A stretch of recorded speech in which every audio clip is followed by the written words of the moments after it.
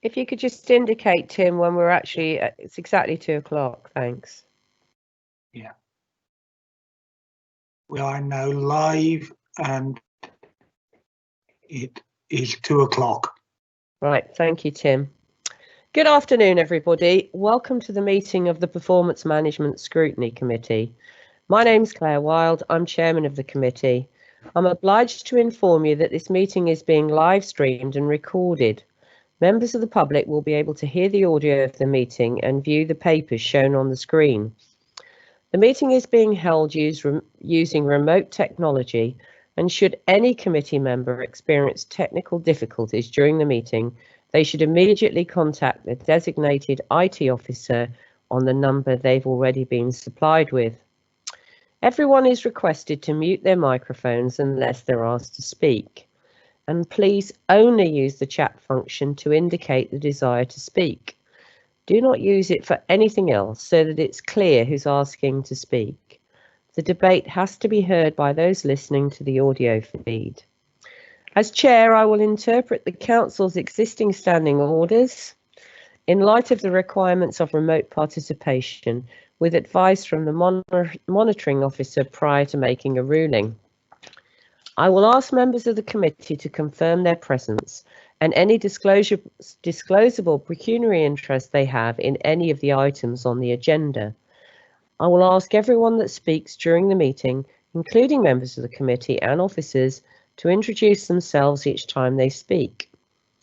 This is so that those listening know who is speaking. I shall now turn to the items on the agenda. Item 1 on the agenda is apologies. Can the committee officer, Julie Files, please confirm if there are any apologies and substitutions? Yes, we've received apologies from Councillor Alan Mosley and Councillor Karen Calder. There are no substitutions. Okay, thank you. So item number 2 is the roll call and any disclosable pecuniary interests. Members are reminded to disclose any pecuniary interest in any matter to be discussed which is not included in the register of interests, and leave the meeting prior to the matter being discussed. I'm now going to read out each member's name and ask them to confirm they're present and confirm if they have any interests. So my name's Claire Wild and I confirm that I have no interests in any of the items on the agenda.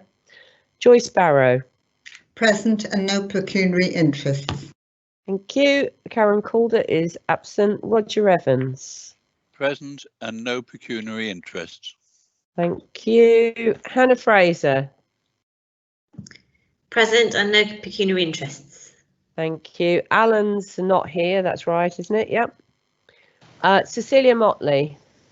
Present and no pecuniary interests. Thank you. Peggy Mullock. Present and no pecuniary interest. Thank you. Dave Tremellon. Present, no pecuniary interest. Thank you. And Leslie Winwood.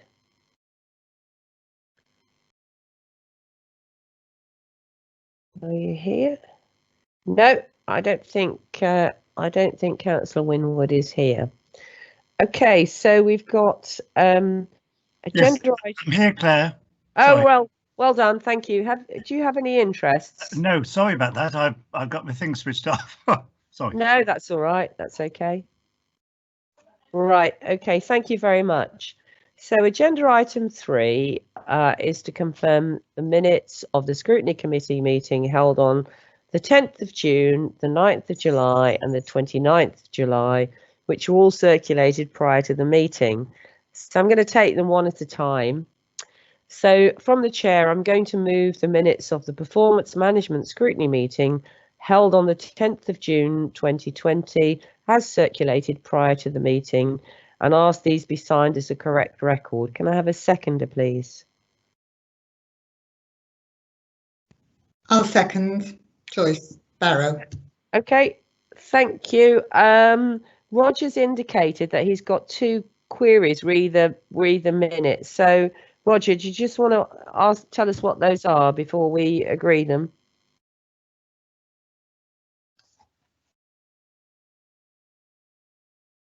Roger, are you there? Sorry, yes, I was still muted. On page 5 or page 41, whichever set one is looking at, penultimate paragraph there is about my question to the Children's Services Director about the NSPCC, and the last sentence says the Director of Children's Services agreed to look into the matter. Have we had any feedback, please? Or can some feedback be asked for? Okay, is Karen Bradshaw with us today? No, Karen isn't here today. Okay, then. Well, perhaps I can ask Andy, as he's Andy Begley with us today. Yes, Claire. Yep, I can take that and ask for some feedback from Karen. Okay, and if you get it circulated to all the members of the committee, that would be great. Thank you. Will do. Thank you. So, Roger, on that basis, are you happy to agree the minutes from the 10th of June? Yes, I am, Chairman, although as it's a scrutiny meeting, I would have preferred to have a list of the questions and supplementaries included in the minutes, but the ones that are printed, yep, okay. Okay, thank you, Roger. So it's been proposed and seconded. Does anybody disagree? Well, yes, does anybody disagree with us agreeing the minutes? Because otherwise I've got to go through everybody. Do you want me to go through the whole list, or is everyone content? If I can, Chairman, if I can just have it noted that I am disappointed at the contents of the minutes, re questions and supplementary questions, and the copies that are enclosed in the minutes. I don't really want to. I can't minute those in the minutes from the 10th of June, Roger. So I think we'll discuss that at the end of the meeting. Okay, I'll accept that, and if we can discuss it at the end of the meeting. Yep. Okay. Fine. Thank you. So I take it that everyone's in agreement over the minutes from the 10th of June. So I'm now going to move from the chair the minutes of the performance management scrutiny meeting held on the 9th of July 2020. Can I have a seconder for those, please?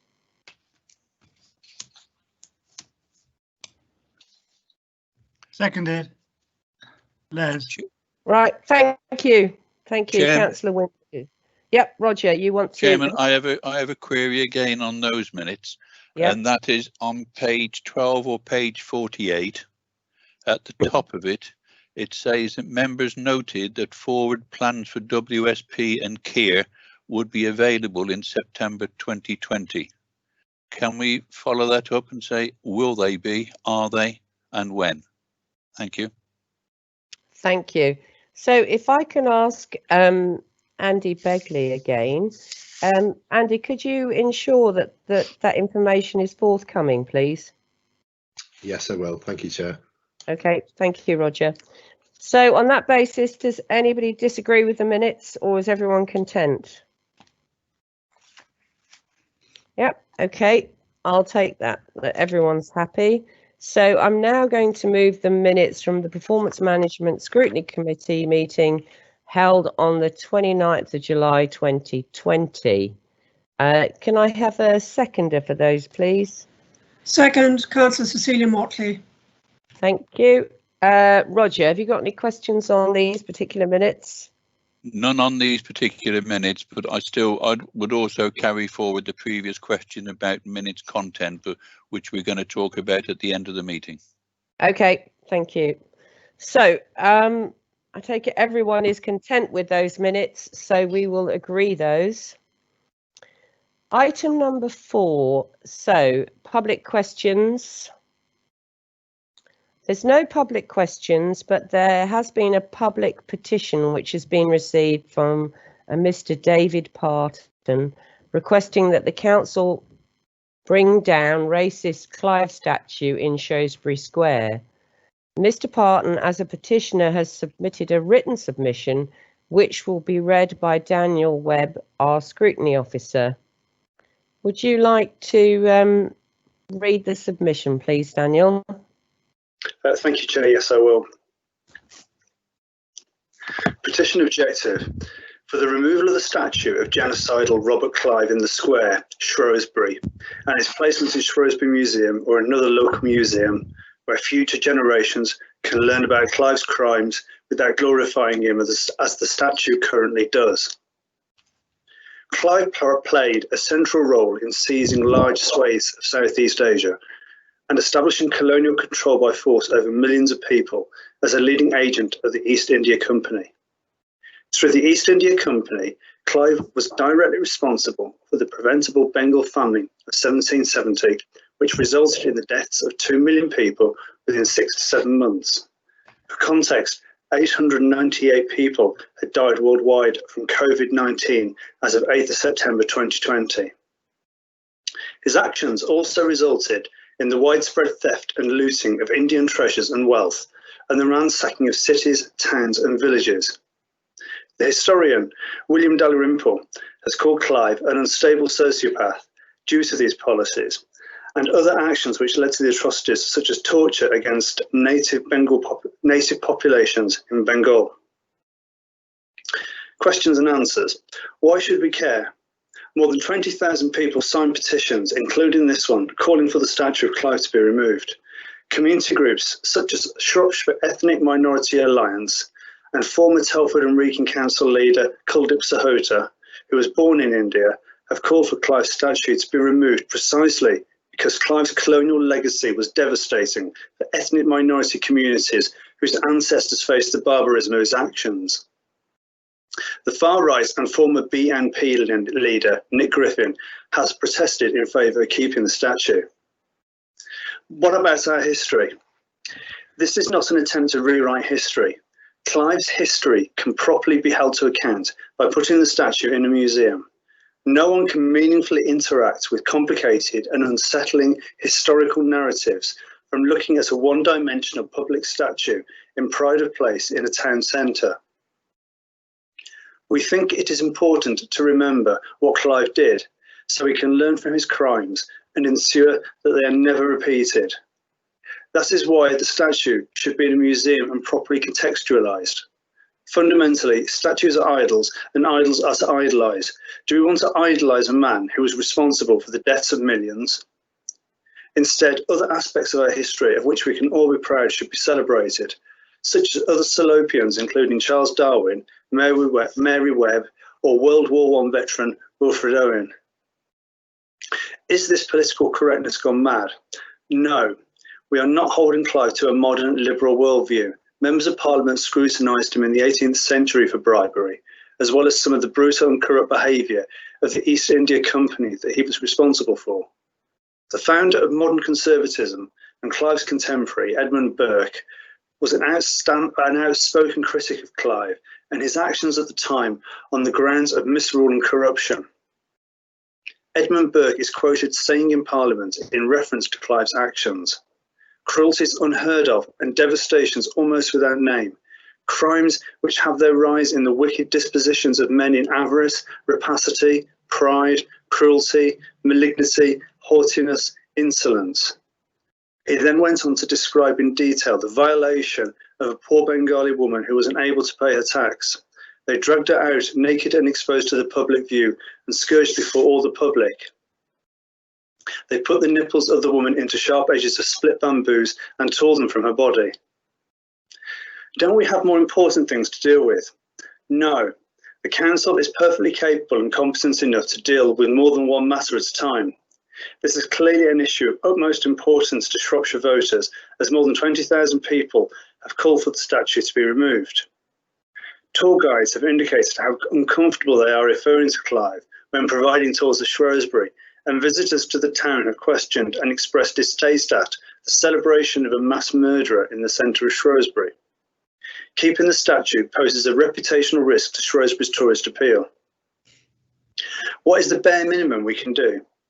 Whilst English Heritage have publicly confirmed that they support an historical contextual plaque next to the statue of Clive in Shrewsbury Square, no square or plaque could ever contextualise the brutality of Clive's actions.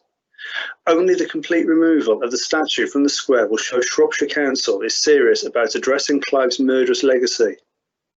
Not removing the statue dismisses the concerns of ethnic minority communities diminishes Shropshire Council's Equality Act duty to consider the impact of its decisions on ethnic minority groups, and ultimately indicates Shropshire Council implicitly endorses Clive's actions.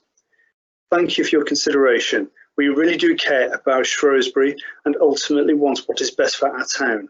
We grew up here, and that is why we are so impassioned about removing this heinous statue. And that's the statement, Chair. Thank you very much for reading that, Daniel, and thank you to Mr. Parton for submitting it. Okay, I know Roger wants to ask a question, but I'm just going to read this out first. The committee, since the council received this petition, full council, debated this issue and resolved to take no action. This committee cannot bring the matter to council for at least 12 months, even if it wanted to. Okay, so I'm just going to park that there a minute because Roger wanted to ask a question about the principle here. Do you want to ask a question, Roger? Yes, please, Chairman. The principle is, why is it coming here? How many signed that petition? If we are going to look at this, why have we not got the minutes of all the discussions that were held at the last council where a decision was made? There was a petition and there was a comment from the cabinet member. There was a debate. If we are a scrutiny committee, why have we not got that information here as background so that we can look at that before carrying out this debate, which I would hope that we can do. We can have a debate. There's nothing to stop us doing that. And it can be discussed again by council at any time, providing it is signed by a sufficient number of councillors. There has been no comment about a request from councillors to see if it should be debated again or not in the light of this new petition. Surely that should happen. Okay, so I just want to remind you, Roger, that we've got 15 minutes from when we began this item to actually debate it. And I think what's happened here is, in fairness, like I said before, the council, Shropshire Council, received this petition before it was debated at full council. So in effect, you could argue that this has already been debated. I'm sorry, Chairman, I'm asking about principle. I'm not suggesting we've started the debate on this. It's about council procedures is what I'm discussing, not this subject here. It says 200 signatures. Radio Shropshire is saying 13,000, as I understand it. But it's the principle, why it is here. Why has it not gone to council? I understand it didn't go to the last council because it came in too late. But if it's signed by residents, council can receive a petition at any time. Whether it makes a decision and discusses it is another matter, but councillors should be asked, do they want to discuss it again or not? And if the right number of councillors say yes, then it can be discussed at the next meeting and the meeting and the meeting, and it can continue if there's sufficient number of councillors who ask for it to be debated. Okay, I'm going to get some legal advice here. Who's in charge of legal today? Chairman, it's Graham White here from the legal Oh, section. hi, Graham. Yeah, could you just give us some clarity, because the way I understood it, this petition didn't have enough signatures to go to the last full council. That's right, Chairman. My understanding that there was a significant number of signatures. However, there was only a limited number of qualifying signatures which come from within the Shropshire area. It requires 1,000 signatures to go to Cabinet. Sorry, 1,000 qualifying signatures, I should say, to be referred to council for a debate. There weren't 1,000 qualifying signatures. There was over 200, which means that it's referred to the Scrutiny Committee instead. Okay, thank you. And am I right in saying that there's actually another petition going to full council in September wanting to keep the Clive statue? Is that correct? I believe that that's the case. The council agenda is being published this afternoon. It may have already been published by now, but it certainly will be published before the end of this afternoon, which I understand has the minutes from the previous council meeting with details of the debate. that took place. So that should be available today. Okay, thank you. If I can, Chairman, can I come in? Yes, Roger Evans again. I understand the minutes of the council meeting are not going to be published today. They are going to be to follow because they have not been finalised and gone through whatever procedure needs to be done. So the minutes will not be available today because I asked to see them this morning. Okay, thank you. So moving on, Hannah, you'd like to speak? Hannah Fraser. Thank you. Are we on the substantive issue now? Well, I think as far as I'm aware, Hannah, we're talking about the petition we received. Yeah. Well, I just wanted to, I think somebody should say that I actually would prefer not to see Clive of India in the town square. I think he's a very unsavoury character. I think there was a period in history when people liked to put statues up to people. You know, there's an awful lot of our history that is not exemplified by a statue in the square, and we seem to have picked a particularly rotten bit of it. So I just wanted to say that I would actually support this petition. Thank you. Okay, thank you. Yes. Sorry, who have we got here? It's Les. Oh, yes. Hi, Les. Yes, would you like to speak? Yes, could I just say something? I think it's quite silly to debate it now and then also find we're debating another petition at full council. Surely the whole thing should be debated in one go. Okay, thank you. Thank you for that. Right, have we got anybody else who'd like to speak? Roger's spoken, Hannah's spoken. I'm aware that we're short. We're running down our 15 minutes. I wish to speak, Chairman. Right, okay, Roger. I think this should be debated at full council as well as here. We should make a recommendation that council revisit it in the light of the petition. I do not know how many has signed this petition yet, so I haven't had that thing. Clive is a part of history. We need to note this, but not on a pedestal in the main town square, a place of honour, a place where we should have someone or something that we can all be proud of. There are a significant section who are not proud of Clive. He is a part of history, yes, and he needs to be remain as a part of history, but not placed on a pedestal in the centre of the town where visitors and everybody can see him. He should be relegated to somewhere where people can note what he did, good or bad, can note what he did, but certainly not on a pedestal in the main square. No, he should not be there. Okay, thank you, Roger. Well, all I'd say is you're going to have another opportunity to actually discuss this at the next full council on the 24th of December. That's my understanding. So we can have the debate again. We can rerun the debate we had before, I think. If I can, Chairman, how many have signed this petition? Sorry, Roger, how many have signed the petition that's come to us today? This petition we've got here today. Okay, I think Graham said 200, but I'll ask him to clarify. Yeah, Chairman, it's Graham White again. I don't have the figures. I think Daniel Webb may have the figures, but my understanding is that it was more than 200, but less than 1,000, which is why it's gone to the Scrutiny Committee rather than to Council. Chair, if I may. Yes, Daniel. Yeah, I think Graham's got it about right there. There were about 11,000 signatures, give or take a few hundred on either side, and there were around 200 of those signatures were actually qualifying. The rest were from outside the county, so did not qualify.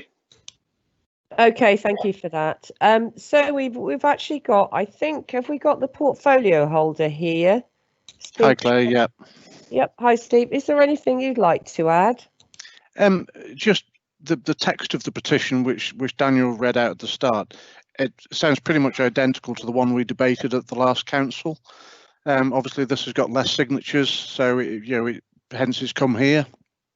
We had a long debate about it last time, and I don't see the point of revisiting old ground again. On next Thursday we've got the petition to keep the statue, and we seem to be going round and round in circles here. The decision at the last council was pretty clear to take no further action, and I don't see any reason to change it. Okay, thank you very much. Can I ask a question again, Chairman, about principle? Oh, God. Yes, you can. You're very principled, Roger. Yeah, I am, and I think that's one safeguard against democracy, that we obey the Constitution and we don't try and ride roughshod over it. If what you're saying is that this shouldn't be here because it's already been debated and council made a decision, why is it going on to the council agenda next Thursday? Surely what is right for one should be right for another. And you were suggesting that it shouldn't be here and debated anyway. No, I'm not suggesting that at all, Roger. We live in a democracy of which I'm very proud. This petition has come to the Scrutiny Committee because it didn't have enough signatures to go to full council. It only had 200 people from Shropshire who'd signed it. That's why this petition came to this particular scrutiny meeting. And I think the point that Councillor Chalmley made was that the other petition that we had at the last council is very similar to this petition. I welcome, I welcome Mr. Parton to actually bring his petition to this committee. I don't have a problem with listening to what he has to say, even though, as Councillor Chalmley said, it is very similar to what we debated at the last council meeting. It will be different to what a different motion that we debate at the next council meeting. Let me just, I think I'll get Graham in again as well and just see if what I've said is correct. Graham, would you like to clarify that? Yes, Chairman, I think that's right. There was the petition that came to council last time was received and it had more than 1,000 qualifying signatures. Before council debated it, this petition came in, which didn't have 1,000 qualifying signatures. So if it had 1,000 qualifying signatures, it would be referred to council, as has the further petition, which is going to be debated next week about retaining the statue. So the council's discussed the removal of the statue. It's made its decision. Next week, it's going to discuss the petition to retain it, and it'll make a decision on that next week. Okay, thank you very much. Can I just ask Julie or Tim how we for time, because I realise we've got a 15-minute time limit on this.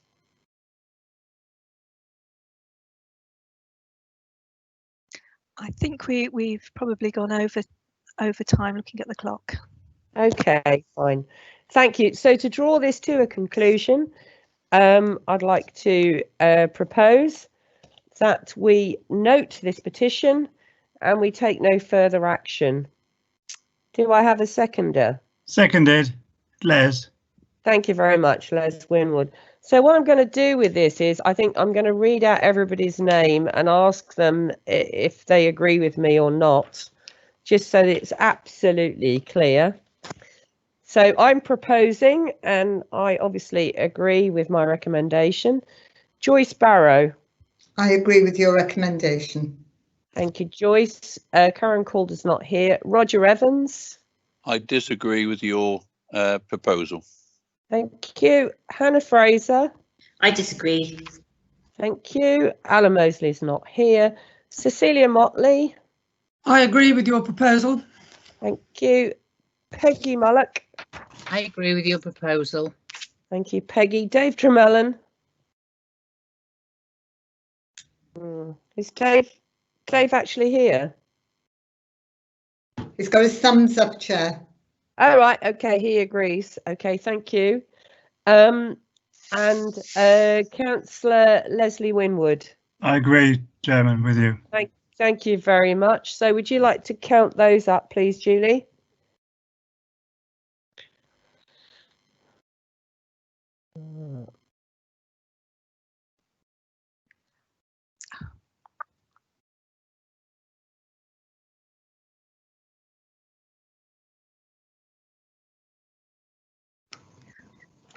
Sorry, Claire, I've had problems with my microphone. Yes, I believe that was passed. Yes, can you tell us how many by? think it's 1, 2, 3, 4, 5, 6, 6 to 2. I think it was. Yes, Was it? Sorry, yes, it was. Okay, thank you very much, Julie. Right, okay, so I'm going to move on to item number 5, which is member question. Chairman, sorry, I was muted and I just come off mute. Can it be noted that I voted against it, please? Well, what I've done, Roger, is that's why I asked Julie to write down the number. It was 6-2. I mean, I think we'll have this debate at the end of the meeting, but essentially, when we have a meeting, we can't expect the officers to give us verbatim minutes. It's clear enough it was 6-2. I'm officially asking. Sorry, Chairman. Okay, Graham, can I just get clarification from Graham? Yeah, thanks, Chairman. A councillor can ask for it to be recorded in the minutes about which way they voted. Okay, that's fine. So would you and Hannah like to say that you voted against? I can only speak for myself. Yes, please, Chair. Yep, okay. Right, so Roger and Hannah voted against. If you could minute that, please, Julie. Yes, will do. Thank you. So item number 5 is member question time, and there are no member questions. Okay, item number 6 is the report of the Marches LEP, and hopefully we will have Mrs. Hamer and Mrs. Thorne, the Chief Executive and the Chair of the Marches LEP, to give us a little presentation. Good afternoon, Chair. Good afternoon, councillors. I'm Mandy Thorne. I have the honour of being the Chair of the Marches Local Enterprise Partnership. I'm hoping that you can hear me. We certainly can, loud and clear, thank you. That's good. Thanks, Claire. Yes, I have the honour of being the Chair of the Marches Local Enterprise Partnership, and in fact today is the first anniversary of my appointment as the LEP Chair. So an interesting way of spending my 1 year work anniversary. I was appointed to follow up on the great work that my predecessor Graham Wynne has done. My colleague Jill Hamer should be joining us. I think she's just been just fallen out of the meeting, but if I may, I'll just continue for a moment until Jill comes in. But the Marches Local Enterprise Partnership, as the rest of the public and the private sector, has had a rather odd year this year, and certainly when I became the chair last year, I'd never expected that we would be doing meetings of all sorts virtually. The pandemic's had a significant impact on the business community as well as the public sector. But whilst we wait for Jill to join us again, I need to formally give my thanks to Shropshire Council, who act as the accountable body for the Marches Local Enterprise Partnership, which is one of the reasons why we are here at your Scrutiny Committee. We are very reliant on our accountable body for all of our financial functions as a LEP. Whilst we are now an incorporated body, so we are a limited company by guarantee, all of the grants that we receive from government still come through. I think it's a Section 31 grant through to Shropshire Council, who manage the finances on our behalf. You will, I'm not sure if Jill's online yet. Yeah, I am here, Mandy. Yeah. So I will hand over to Jill to just summarise the paper that you've received, and then we are very happy to take questions. Jill, over to you.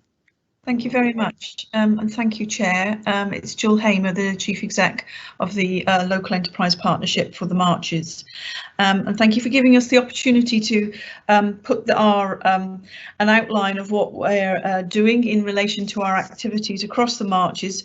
But the report you have before you, we were asked very much to kind of obviously slant it very much with what the LEP activities have been in the Shropshire Council area. And so I know you have that report report in front of you, so I'm not going to repeat it, but I obviously want to just say, as in section 3, we work with all 3 local authorities across the Marches, and really our aim is to really highlight the issues and challenges economically that we face here in the Marches to Whitehall civil servants through our submissions and proposals to bid for extra funding for the area. And in this paper we've outlined the funding that has been secured on behalf of the Shropshire Council area. Just also want to, which I just want to highlight in 5.2 of your report, since 2015 that totals over, well, nearly £34 million that has come to benefit the Shropshire Council area. You have in Appendix 1 a detailed list of the projects that have benefited from that, and Mandy and I will happily go through the detail of that. But at the last committee we attended, we were asked particularly to highlight the investment that the Local Enterprise Partnership has put into skills, because I know skills improvement and development for both young and old and of all ages across Shropshire, speaking as a Shropshire resident, is very important. So we've highlighted in particular the investments into the colleges and private training providers across this area in the last 4 to 5 years, for you to in particular have an overview, and I'll happily take questions on those. And then the rest of the report just sets out the investment we've put into other capital projects, and in particular our business support service that we again run in partnership with your own economic development team and the Shropshire, the Marches Growth Hub in Shropshire that's based over on Battlefield. Work very closely with that team to deliver the business support in a coordinated way with your colleagues. And I too would like to say on behalf of my team, we're a relatively small team based out on the Battlefield Business Park, that we do very much appreciate the support that we have from your finance team, your HR team, and legal and procurement teams and IT. They support us still in the background. I should say we also do now remunerate them for those charges, but it's for those services rather. But it is a great service, and we work very well with James Walton and his team, and they support us admirably with our finance support. That's all I'd just like to go and say as a thank you, but please do challenge Mandy and I on questions and ask us anything that you want to inquire about that's in the report, or any other issues that you think you've heard about that the LEP is doing that we can answer for you today. Okay, thank you, and thank you very much, and happy first anniversary, Mandy. I mean, you are involved with some very exciting projects, I have to say, and it's great to see the investment that we're getting into Shropshire. I don't know, before we start the debate, if Councillor Chalmley wants to say anything. I notice he's in here now, and I believe he's had quite a lot to do with the Oswestry project. Hi, Chair. No, I don't think there's anything to say. Just want to reiterate what you've just said, and congratulate Mandy on a solid first 12 months, and hopefully the LEP will continue to fund the schemes we're putting forward in Shropshire. Thank you. Okay, so I'm going to open it up and see if anybody has got any specific questions they'd like to ask. Yep, Roger's there. Okay, Roger, you can have the first question. Okay, thank you, Chairman. Congratulations to both Mandy and Gillian. Did work with both in the past, many years ago, so well in the past, I think. So congratulate the LEP on what it's doing, but I've got 1 or 2 questions. If I can start with about the labour figures which came out yesterday. I see and it's mainly to do with the West Midlands, and I'm not sure how this affects Shropshire as a whole, but I see we're the second in the country on reduction in jobs, and as far as I can see, there's 9,000 claimants in Shropshire, and also inactivity in Shropshire in the 16 to 64 age group. So this isn't counting the over 64s, which there's a few. So the 16 to 64 age group, it's shown as 17.8% as economic inactivity. Is there any comments on that, please? And then I may come on the report that's before us today. It's quite up to date because, it was published by the Office of Statistics yesterday. I'll let Jill go into the detail, but Roger, we are incredibly concerned about the impact that COVID-19 is having on jobs across the marches, and we're monitoring that very closely. We are working with our local authority partners, and we're working with our West Midlands and government partners to do whatever we can. But we have got a number of projects or number of things coming up that we are doing to really do what we can to improve the economic environment for Shropshire, Telford, Wrekin and Herefordshire. Jill, do you want to go into some detail, and particularly about our business week that we've got coming up in October, I guess? The skills data, it's coming out, I think they're updating us monthly, and I know Mandy was on Radio Shropshire yesterday, weren't you, Mandy, discussing those figures, and they are, and I was expecting them to be higher, to be honest, yesterday, but I think we still haven't seen the demise, the impact of the changes in furlough arrangements that will impact on employees in this area. What we are doing, and we are just out to support colleagues, the two chambers of commerce, to really help start promoting work placements with employers across the area.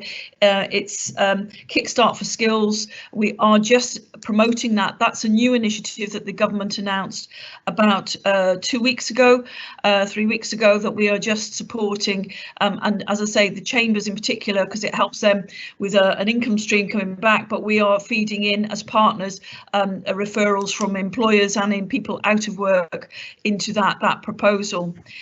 We also have recently had funding from government for the careers and enterprise coordinators, and we will be increasing.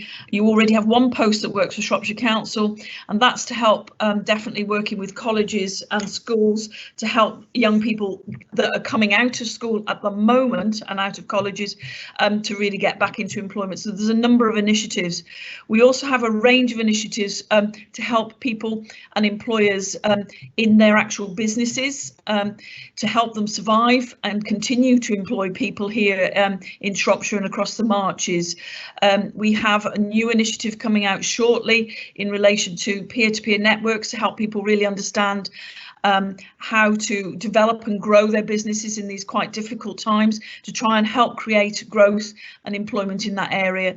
And similarly, there's a new programme coming out using up the balance of the European funding that we were able to have across the marches, circa about 40 million, 50 million that we've used over the last 5 years on European Regional Development Fund. The last amount of that, which will fund something like 3 to 150 grants for businesses to really help them equip themselves to reconfigure their businesses to help them grow again and hopefully retain employment.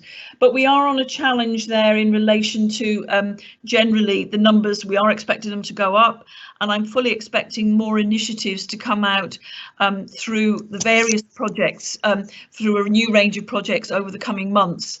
Mandy's alluded to the fact that we also, as a LEP, are having a business recovery a week from the 12th of October till the 15th of October, where we're wanting to talk to employers and businesses about the impacts, and we have a skills day on the Tuesday the 13th to really try and help make sure employers know what's available, how they can support either rescaling or upskilling of their existing workforce, or taking on work placements from people who are on the currently not employed. So there are a range of initiatives. Janine Vernon, who works in your team in the council, in the economic development team, has a lot of that detail. As I say, we work very closely with your Growth Hub team that are also helping businesses that are facing these challenges and wanting to make sure they survive, if possible, grow in these current economic conditions. So a range of initiatives, and I can provide you with a lot more detail subsequently after this meeting, Roger, on that to try and try and alleviate the challenges that we're going to face with the unemployment numbers in the area. And just Councillor Evans, Roger, I have actually put in the chat box some more details about our economic recovery week. But just to really highlight the fantastic work that goes on through the growth hubs. Those have been incredibly busy and successful in talking to businesses, supporting businesses, and actually even in these difficult times, helping new businesses start. And we have very, very good business startup rates in Shropshire, and those still continue. Okay, thank you. Roger, do you want to ask your question? I have got quite a list, but if you'd like to ask your question now. Yes, please, if I can, Chairman. Yeah. As far as investment goes, and I note you can only invest the money the government give you for projects, and it has to be bid for, so congratulations on that. But I noticed on your website it makes a mention about broadband, where Telford and Wrekin are 100% fibre, Herefordshire is close to 100% superfast, and there is investment in Shropshire. But where is Shropshire in this? Because broadband and access to it, as we come out, or even in COVID, is going to become more and more important for the small businesses if they're going to operate and change their mode of doing the business, please. Yeah, on broadband, we secured with Chris Taylor's team, who are based obviously in with Shropshire Council, about 5.5 million back in early 2015, 2016, and that has been invested over the whole of Shropshire, as far as I'm aware. Again, Chris can provide that, quite a lot of detail on where that investment's gone, but it really was targeted at the businesses to try and encourage them, to enable them to be move on to faster connectivity and give them actual access to connectivity in various parts of the county. So I know that's been going on, and he's been working on that as a joint initiative with BT and Broadband UK. And then there's been additional European funding that's gone into Shropshire for grants for businesses to get better and more bigger actual broader bandwidth to give them more activity for their businesses. So on the actual detail, Roger, you've caught me there. On the level of connectivity in Shropshire, I am not that clear, but we are due to get a report from Chris, and he is actually launching with us during our recovery week, our new digital strategy. But the figure I haven't got in my head is the level of connectivity across Shropshire at this moment. But again, I could get that from Chris Taylor and your team. Yeah, I mean, if I may, Chair, just say that we are very, very aware of the need for digital connectivity, improving digital connectivity across Shropshire. The Connecting Shropshire team have done a fantastic job, at times working with not necessarily the most willing partner, I can say it because I'm not a public servant, with BT. We have now got other options for delivery of broadband across Shropshire, but because of our rural nature, there are still, we know, significant not spots that we are trying to make sure that we can do whatever we can with other providers of broadband, not just BT. Can I come in as a supplementary to that, Chairman, and then I'll go back, and there is some more, but lower others are, and that is that Shropshire Council launched the with DCMS a scheme on Monday, which is I was just vouchers. going to say that, Roger. Yeah, which is very good. Yeah, which is vouchers for both private and businesses, but the LEP doesn't seem to be involved in this, and it's limited funding. And as part of the press releases that have gone out, once the money's spent, the money's spent. Will the LEP be able, and maybe it's something for your board, but will the LEP be able to assist with this if there is more and more demand for it? I know Mark Barrow, I think, is somebody that can answer that, and I'll come back on the other question about LEP funding in a moment, if I may, Chair. Yep, yeah, you can. And I think, Roger, it's a bit of an unfair question, that. Anyway, did you say you had a supplementary, or was that it? Was it? That was it, to do with the broadband. But yeah, there is something on the growth and everything like this. But I've had a go. Maybe somebody else wants to come in. Yeah, and I'll absolutely. come back later. I've got a list. I've got a list on here. So Joyce, you're next. Thank you. Hello. What do you see as the challenges for the LEP going forward, and in particular Shropshire? And how do you feel the relationships are between the three counties? I'm not sure. Hello, Councillor Barry, it's nice to see you. I'm not sure that necessarily we're best placed to comment on relationships between the three parties. Round the LEP board table, everybody works incredibly well. There are always going to be tensions because the whole way that LEPs are set up, you have different authorities where obviously each authority is wanting to make sure it's the best, they get the best deal for their area, and where funding is awarded on a bidding basis by central government, that always will create some tensions. But actually around the board table, for the majority of the time, there is a good working relationship. The challenges going forward are how do we make sure that the voice of a more rural, lower populationed area is heard equally in by a central a way of working that really does seem to emphasise the importance of cities and urban areas. We're looking at a white paper coming forward in the autumn around local government reorganisation and how LEPs and economic development will go forward. I believe that LEPs have proven that they are a very successful private-public partnership. They bring the unique element of the private sector to work alongside public sector partners, but we are always going to be challenged in the marches by the fact we're a very large geographical area with a very small number of people, and we need to be working collaboratively and collectively together across our patch, across the three local authorities, to make sure we get the most bang for our buck.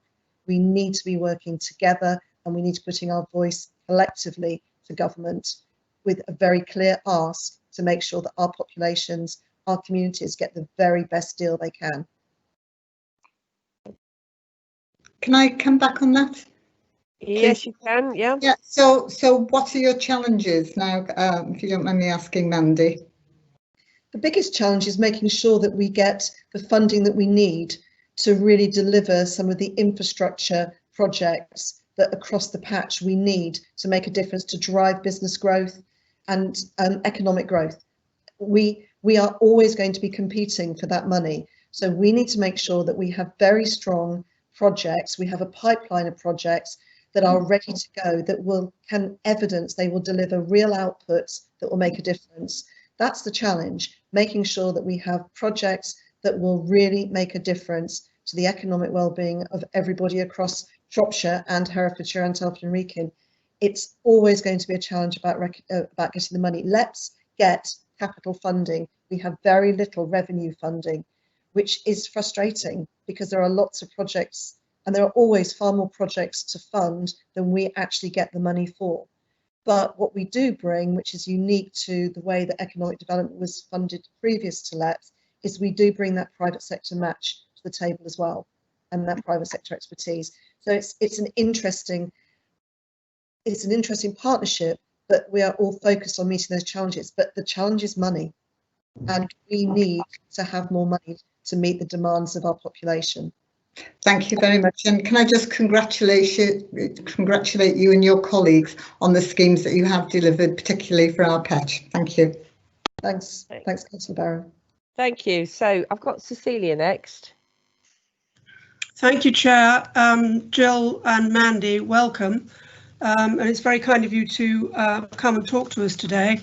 I would like to go at this from a slightly different angle, insofar as you will probably be aware that I have a very strong rural brief.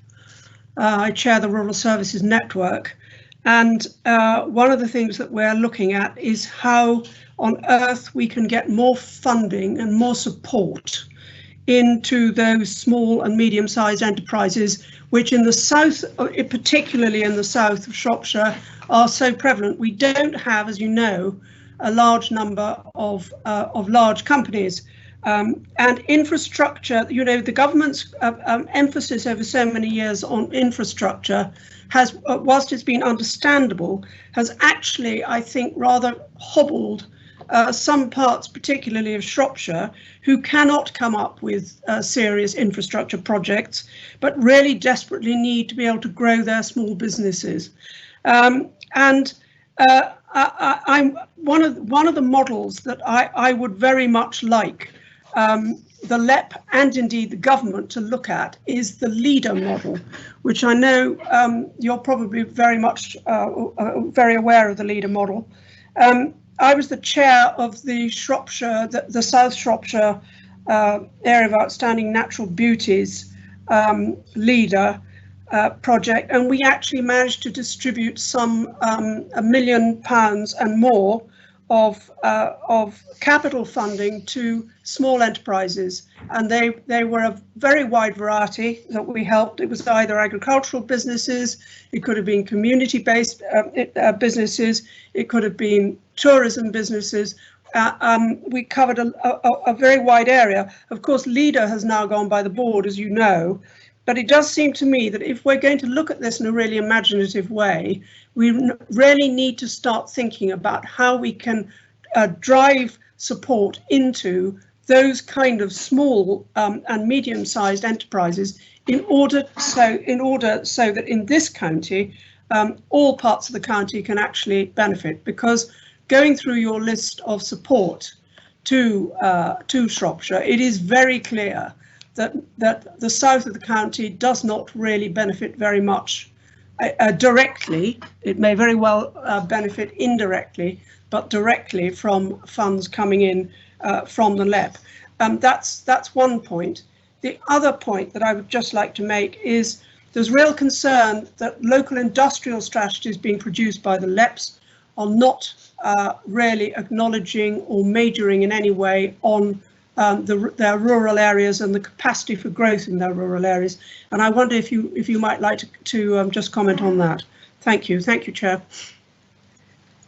Councillor Motley, I know Jill will come in on the detail, but if I may say, I absolutely agree with you about the work that was delivered under the LEADER project and the support that was made available to SMEs. And we are as an SME myself, I am very, very aware that we actually are the engine room of the UK economy.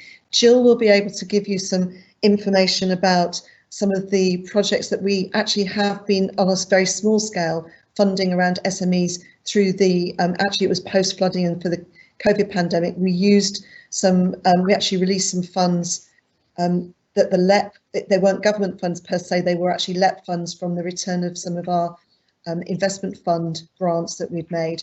But Jill, do you want to come in there? Because I think there's some, we've got some things that we can say positively for Councillor Motley, but also to reassure Councillor Motley and the committee that we are very, very mindful of our rural communities and rural businesses.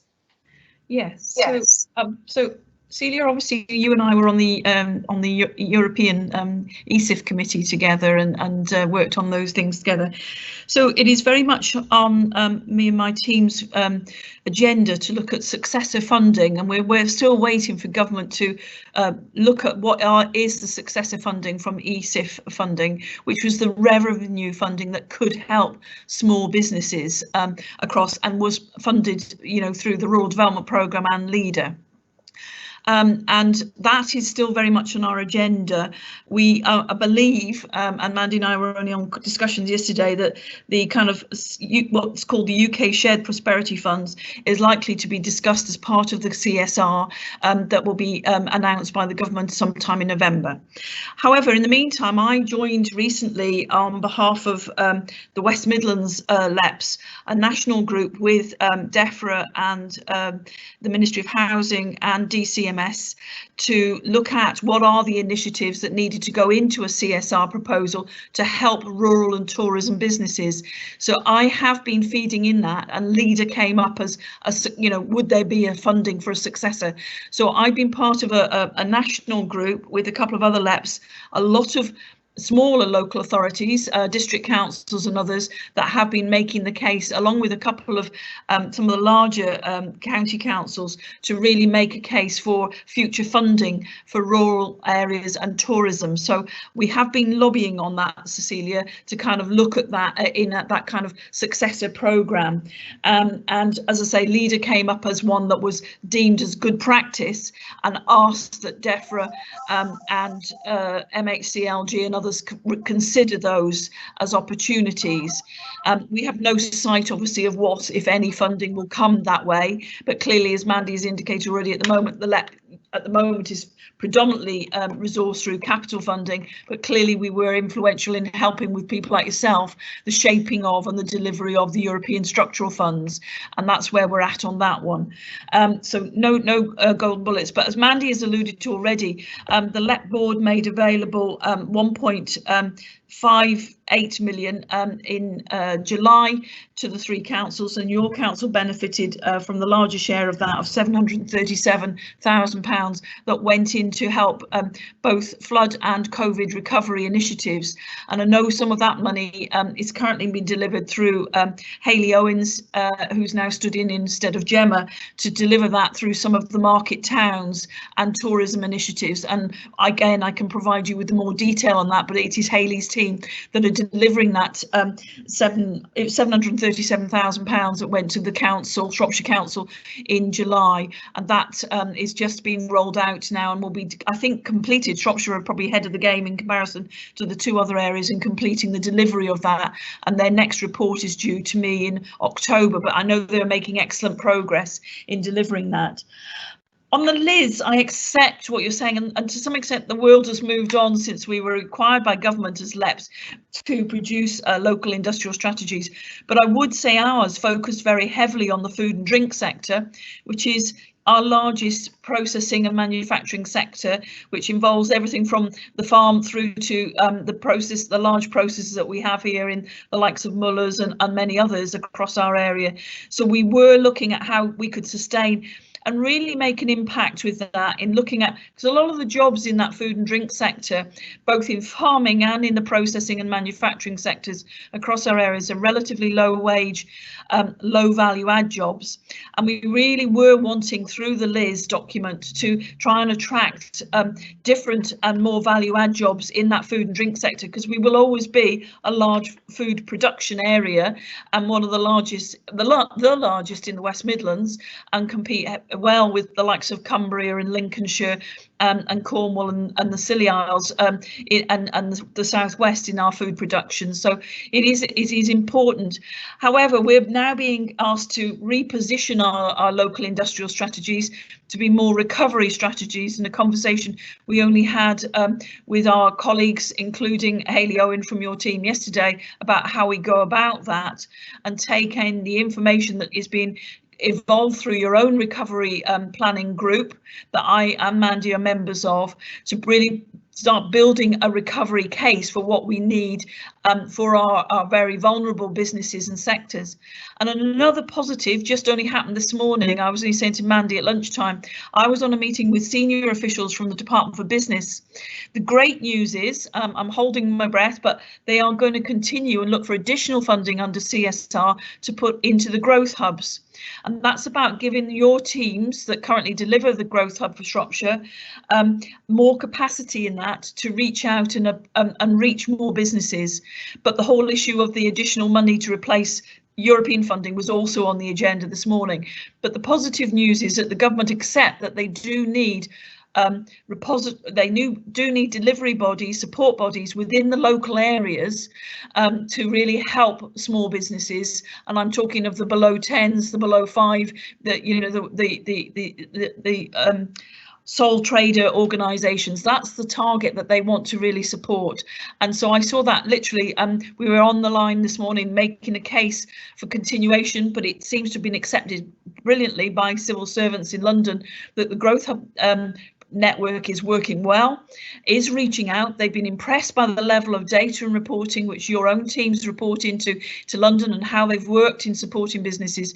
And so I'm hoping come CSR we will see an increase in the ability to staff more people in your teams to actually deliver more support in the business to small businesses across the area. I'm hoping I've given you some ideas there, Cecilia. Yeah, you indeed, Jill. Thank you very much for that, because I think the problem that we have in this county is that everything is slightly lopsided. That there is a sense that that Shrewsbury, because of its position as the sort of growth point is getting an awful lot more fed into it, and it's terribly important that we don't forget those areas which, with a bit of help, could really improve not just their local economies, but also their everything through to health and well-being as well, because one obviously feeds onto the other. And so it is just terribly important that we don't forget the small fry, because the small fry really could turn into big fish at the end of the day. So we need to support them. No, absolutely, I concur with that. Thank you for that. Thank you, Chair. Thank you very much. Okay, so I've got Hannah Fraser now. Hannah, would you like to ask your question? Yes, thank you, Chair. I had a couple of things, but firstly, on broadband, just a sort of point of information, I'm councillor for Abbey Ward, so that covers Cherry Orchard. That's a not spot in Shrewsbury, as is the town centre in Shrewsbury, as is Castlefields in Shrewsbury. So it's not just the rural areas that are suffering. These are areas that BT haven't, decided in their wisdom it's not economic for them to put broadband into. Airband did come into Cherry Orchard, but festooned the place with wires and poles, which was really not at all popular. So I don't think the issue's necessarily resolved in Shrewsbury either in terms of broadband. But moving on to the comments I had, I'd actually sort of echo quite a lot of what Cecilia was talking about earlier in terms of SMEs.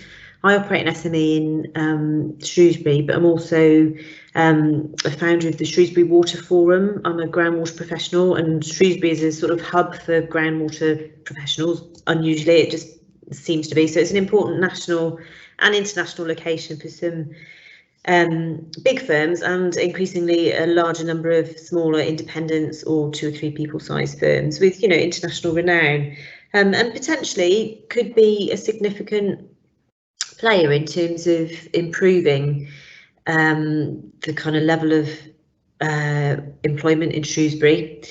But as an SME service provider, much of the funding and support that's available through various grants doesn't quite sit. And I think talking to colleagues from around the town, very few of them interact with either the Growth Hub or the LEP or any of the funding bodies. So any kind of support around that in terms of trying to grow a hub of that kind of industry sort of seems to be hard to latch onto the service industry, because it's easy to buy a lathe or something or other, but it's more tricky to support service industry. And of course in Shrewsbury, in terms of finding flexible low cost office space that you don't have to sign a lease for 6 years or whatever, that I think is still a real stumbling block for people who are 1 or 2 people big wanting to grow to say 5. So my feeling is that there's some support missing there for that kind of the people who are seeking to grow from that kind of 1 or 2 person company to a kind of 5 or 10 person company in the services sector. And some of the training around it, I was looking for a bookkeeping course for my administrator to go on. There's one in Shrewsbury that you can attend that I found, not operating now obviously under COVID, but it was 1 night a week, and if you couldn't make that night a week there weren't any other options. So some of those issues around upskilling I think are a bit of an issue, and presumably that's true across the county if that's the case in Shrewsbury as well. So those were just things I kind of felt was really helpful for you to hear from me. But I did also have a question around your own operations and what sort of carbon accounting you do around the projects that you fund, and whether that's coming into your kind of business operation in terms of is that an important metric for you in terms of where you put your money? Thank you. Okay, thank you. I'm going to bring Mark Barrow in first so that we can put this broadband thing to bed. Mark, are you there?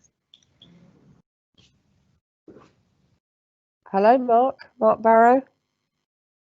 Just unmuting, Chair. Okay. Okay, so just to be clear then, since 2013, we've invested 32 million in broadband infrastructure. That's taken us from 24% of households having access to superfast broadband to 94%. So our programme, with the support of the LEP, has touched 65,000 premises. There are 3,935 planned to be completed by 2023, which leaves 1,433 not yet planned. So I think the answer to Roger's question was there are plans in place for that 3,900. We're working obviously with DCMS and the utilities, Roger, on how we get 100% and get that 1,400 over the line. And of course, this gigabit voucher scheme improves that connection for a lot of people as well, Chair. Okay, thank you. And I think it's important to note that people can respond to the local plan consultation, because in our core strategy, we do have, you know, improvement in broadband and mobile phone signal, which is really important in there as a policy. So I'm going to ask Mandy and Jill to pick up on the carbon capture now. Don't know who wants to answer the question. Is that you, Jill? Yeah, I'm quite happy to start on that. It is now a requirement. We just recently secured funding, as you will know, for 5 million of that for the Pride Hill Centre. All of those projects had to have an ambition to impact on net zero, and so it will now. It has for some years been there in our actual criteria for bidding for applications to demonstrate the impact and the impact on the economy and the environment. But I think this was the first time where we actively had a bidding where we had to demonstrate clearly the impact on the environment and show that the projects would not have an impact on the environment in any way. And so that has changed literally within the last year. We also, though, now as a LEP have a colleague that works all the time with us and with your colleagues at the council in relation to, we have an energy strategy which looks at all of the issues around carbon reduction, carbon elimination, and looking at making sure housing is better supported in relation to its energy usage and reducing its energy costs, etc., and energy fuel poverty. So we have a number of initiatives now, again, which I can go into in a lot more detail in supplementary answers afterwards, that on the projects that we have available that are now addressing net zero carbon initiatives, basically. Okay, thank you. So Hannah, are you content? Yes, thank you, Chair. Okay, so Roger, you wanted to come back and ask a further question.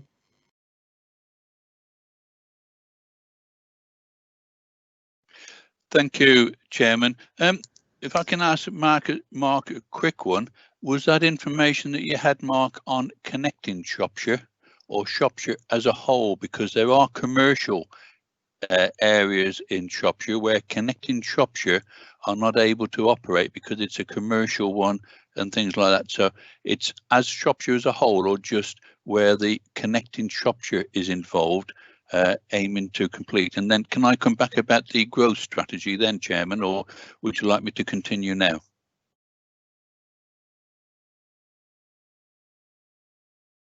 I think you're muted, Chairman. Sorry, ask your other question, Roger, and then I'll get Mark to pick the first.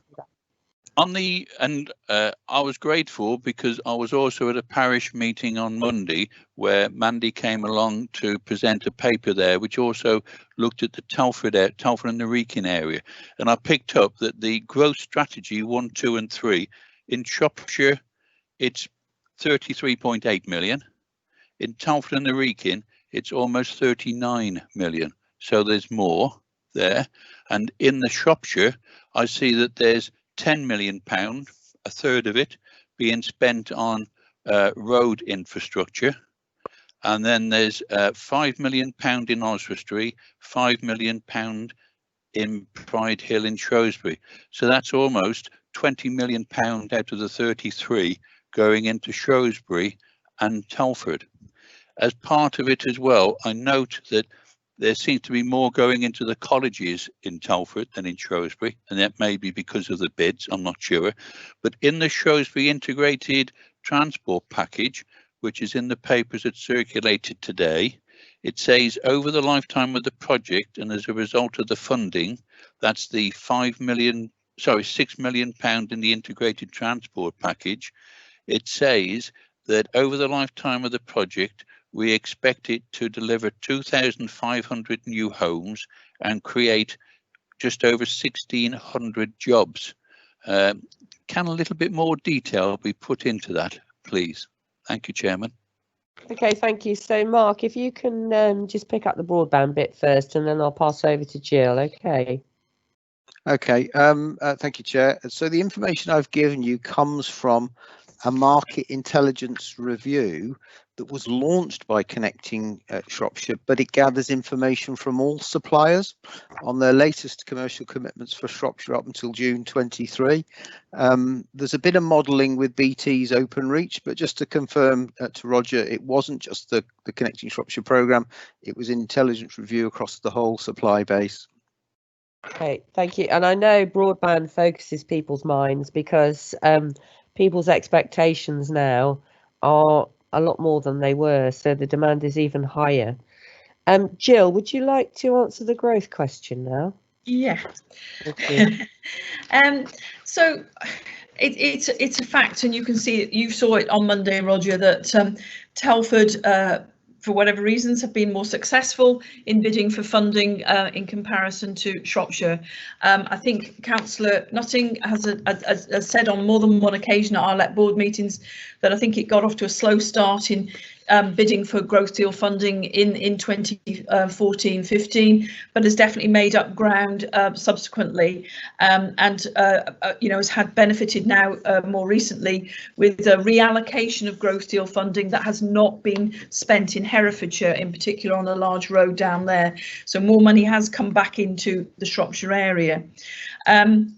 On the skills side, actually, I'm not quite sure what figures you're looking at. If you're thinking it's about the figure on the Telford paper is about New College, the fact is that's actually knocking the old New College down and building a housing development so actually only 520,000 has actually gone into the college in Telford, whereas you can see in your appendices there, money has gone into SBC training, Shrewsbury College's group on more than one occasion, if not 3 occasions. Money's gone into the training centre down in Bridge North, and money gone into North Shropshire College and Derwent College. So actually your colleges probably across the area have benefited better than where there's only one college in Telford, have definitely benefited more from growth deal funding, and that money has been going into the area since 2015-16, investing in that. And I know I was with James Staniforth the other week and saw the new centre that we're funding there, which will make Shrewsbury College the main provider for VOSA for training the garages across Shropshire and Mid Wales on being able to be test centres. You're the only training centre between Colwyn Bay and Wolverhampton now that James is able to deliver that for all of the local garages in delivering their staff being able to undertake tests of vehicles. So we really try to help James in particular. North Shropshire College, as you know, has gone through a period of change. They've had some monies, but Mandy and I are actually on the line in about 2 weeks with the new principal, who's taken over now what is now Hereford, Ludlow and North Shropshire College group. So we will be wanting to work with him on his plans for development there. I think the other point you were talking about there was the integrated transport package. I have to admit, the detail that we have is as per your paper that you've got on what we know has gone into that project. actually there isn't much detail. I'm just looking through the paper, but I can get more, Roger. But actually, it's your team here. Obviously, we're very reliant on the information coming out of Mark's team on the detail and the numbers of the people that have been employed and supported. So I'm going to be the figures are as they are reported, and your teams are reporting on those inputs to that, because we have to report the data back through to London on the outputs that were originally put in that project, which gained all of that funding in 2015-16, and it is a 5-year programme, I know, so we will be still collecting outputs on that project probably through until I think 2023, not 24 sort of thing. So they will be coming through in that period, but the level of detail is as much as you know as much as I do, Roger, on that one. Chair, if I may just come in, just to be clear, all the projects that the LEP funds, each project that is submitted to the LEP goes through an independent evaluation process. So whilst there's always, and I think it might go back to Councillor Barrow's question earlier, there might always be a feeling that we've got 3 local authorities within the LEP, therefore it's a third. It does not work like that. We evaluate each project that's submitted for each project form using an independent evaluator, and that evaluation is done to make sure that we fund, or the government funds through the LEP, the best possible schemes that are going to give the best outputs. So it's not done on a sort of fair shares basis. Actually, it's fairly even if you look in the big scale of things, the amount of money that goes across the 3 local authorities. But every scheme is independently evaluated to make sure it meets the needs that the LEP and its partners have set out in their industrial strategy and in how they actually see the area going forward. But we don't just have a pot of money that we divvy up a third. It would make life a lot easier at times around the board table. But it doesn't work like that, I'm afraid. No, and also it encourages each authority to actually spend the time and come up with the right projects. So have we got anybody else who'd like to ask any further questions? We just indicate fairly quickly on the chat function. Okay, can I just say thank you so much for coming? Chairman. Yes? Chairman, it's Councillor Michael Wood. Yep. Would you please allow me to make just a brief comment? Yes, of course I can, Michael. Yes, carry on. It's a comment I did look at at your agenda and read a bit of the reports on the understanding I possibly would be called upon to substitute, but events have overtaken me, so I couldn't make you that offer. But a comment I picked up on the report was, I think it's in 5.2 from absolute memory and nothing else, regarding the sum of money that's been allocated.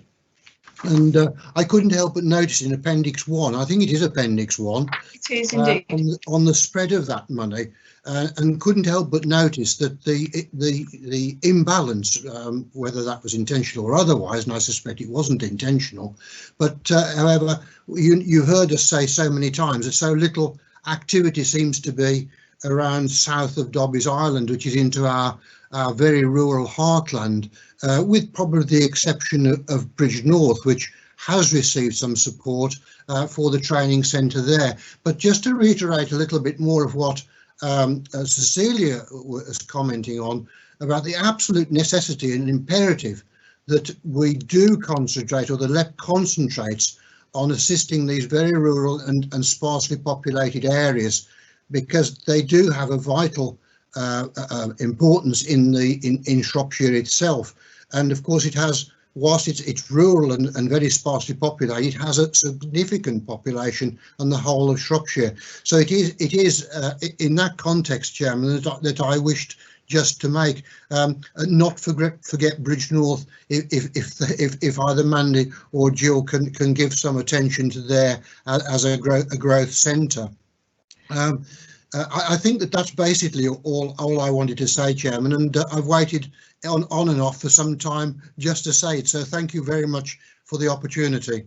Thank you. And well, thank you very much for taking part, Michael. And I think that's one of the challenges for perhaps Mark's team, the economic development team, to actually do some work in our rural areas and bring some papers forward and put some bids into the LEP.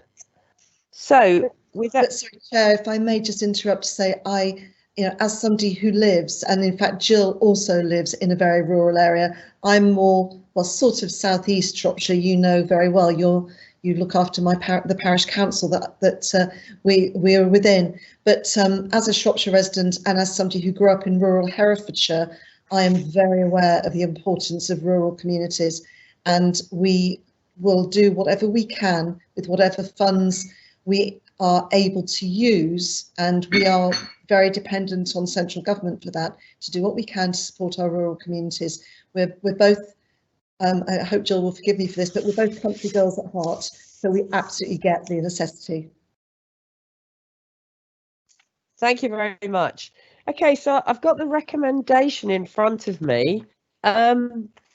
Actually, I was going to change it a little bit, just because I don't think it reads that particularly well. What I was going to say was that we officially thank Mandy Thorne, who's chair of the LEP, and Jill Hamer, who's actually chief executive of the LEP, for their update on the key projects supported by the Marches LEP in Shropshire, and acknowledge the purpose and impact of these initiatives. So I've changed it around, but essentially I'm saying the same thing. Is everyone happy with that? Could I have a seconder? Chair, Roger Evans, I'd like to second it and say thank you. Yeah, I've asked the question, but I do recognise the work that the LEP are doing in Shropshire and the areas around. Okay, thank you very much indeed, Roger. So is everyone content with the recommendation, or do we have any dissent amongst our ranks? No. So thank you very much indeed. At this particular juncture, I think what I'm going to do is, we're only meant to spend an hour and a half on our laptops without a 5 or 10 minute comfort break. So what I'm going to suggest to Tim and Julie is that should we give everyone a 10-minute comfort break, because we've still got 3 items left on the agenda. Is everyone happy with that? Yeah, personally, I'm going to go for a scotch because I've been trying to get your attention for the past 5 minutes. Oh, sorry, you've been jumping up and down. So is that what you wanted to ask, Dave? Oh, it was actually just to comment on to follow up on Cecilia and Mike, actually, because blame the LEP for the apparent negligent way in which South Shropshire is treated, because it's down more to Shropshire Council than the LEP. And if you look at the growth policy, it's predicated, I made this point when it came out, it's predicated on HS2. There's barely a mention in it of South Shropshire. So, the LEP can only go where they're led. And I suspect that Shropshire Council are leading LEP up a blind alley, certainly as far as the southeast of the county goes. So yeah. So Mark, if you're going to go on a tour, make sure you come down this corner of the county. All right, I can see you laughing, but well, check. I can respond, Chair, if you want me to. Yeah. Okay. I think we've taken the point there. So we'll have a thank you, Dave. And sorry, you didn't put anything in the chat down the side, so I didn't see you wanted to speak. I was trying to raise my hand, but it's not actually working. It's nothing's coming up. Oh right, sorry. Okay, and it's not working, Claire. It's not your fault. So, okay, yeah. All right then. So we all content now. We'll have our 10-minute comfort break, and we'll finish with the last 3 items after that. Yep. Can I remind members that the meeting will continue to be broadcast through the break? So please, can you remember that if you're having conversations? Yep, absolutely right. Everybody mute. Thank you. I may have to go, Chairman, but I will. I'll stay if I can.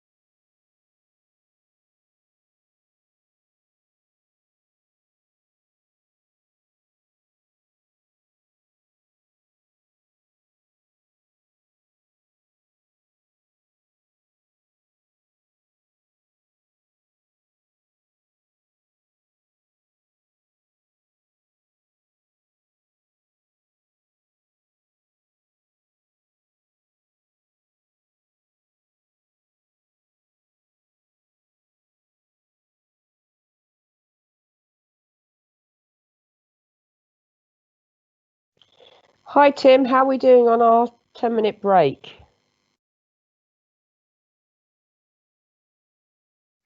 2 minutes, Chair. 2 minutes, okay, thank you. Has somebody, is James Walton with us? I am, Chair, yeah. Thank you.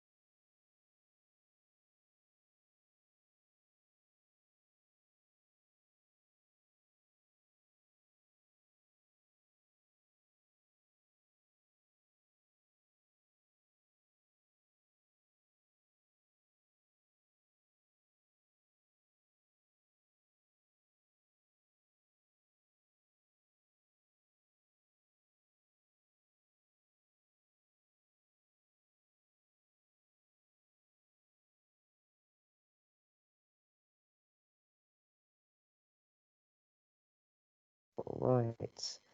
Okay, welcome back everybody. I believe that we've now had our 10-minute break. Can you just confirm that, Tim? Yes, Chair, you're correct. Okay, thank you. So I'll move on to agenda item 7, which is the financial monitoring report. If I can ask the Director of Finance, Assurance and Governance to introduce himself and present the item. Thank you. Okay, thank you, Chair. My name is James Walton. I'm the Council's Director of Finance, Governance and Assurance. The report is the financial monitoring report for the first quarter 2020-21.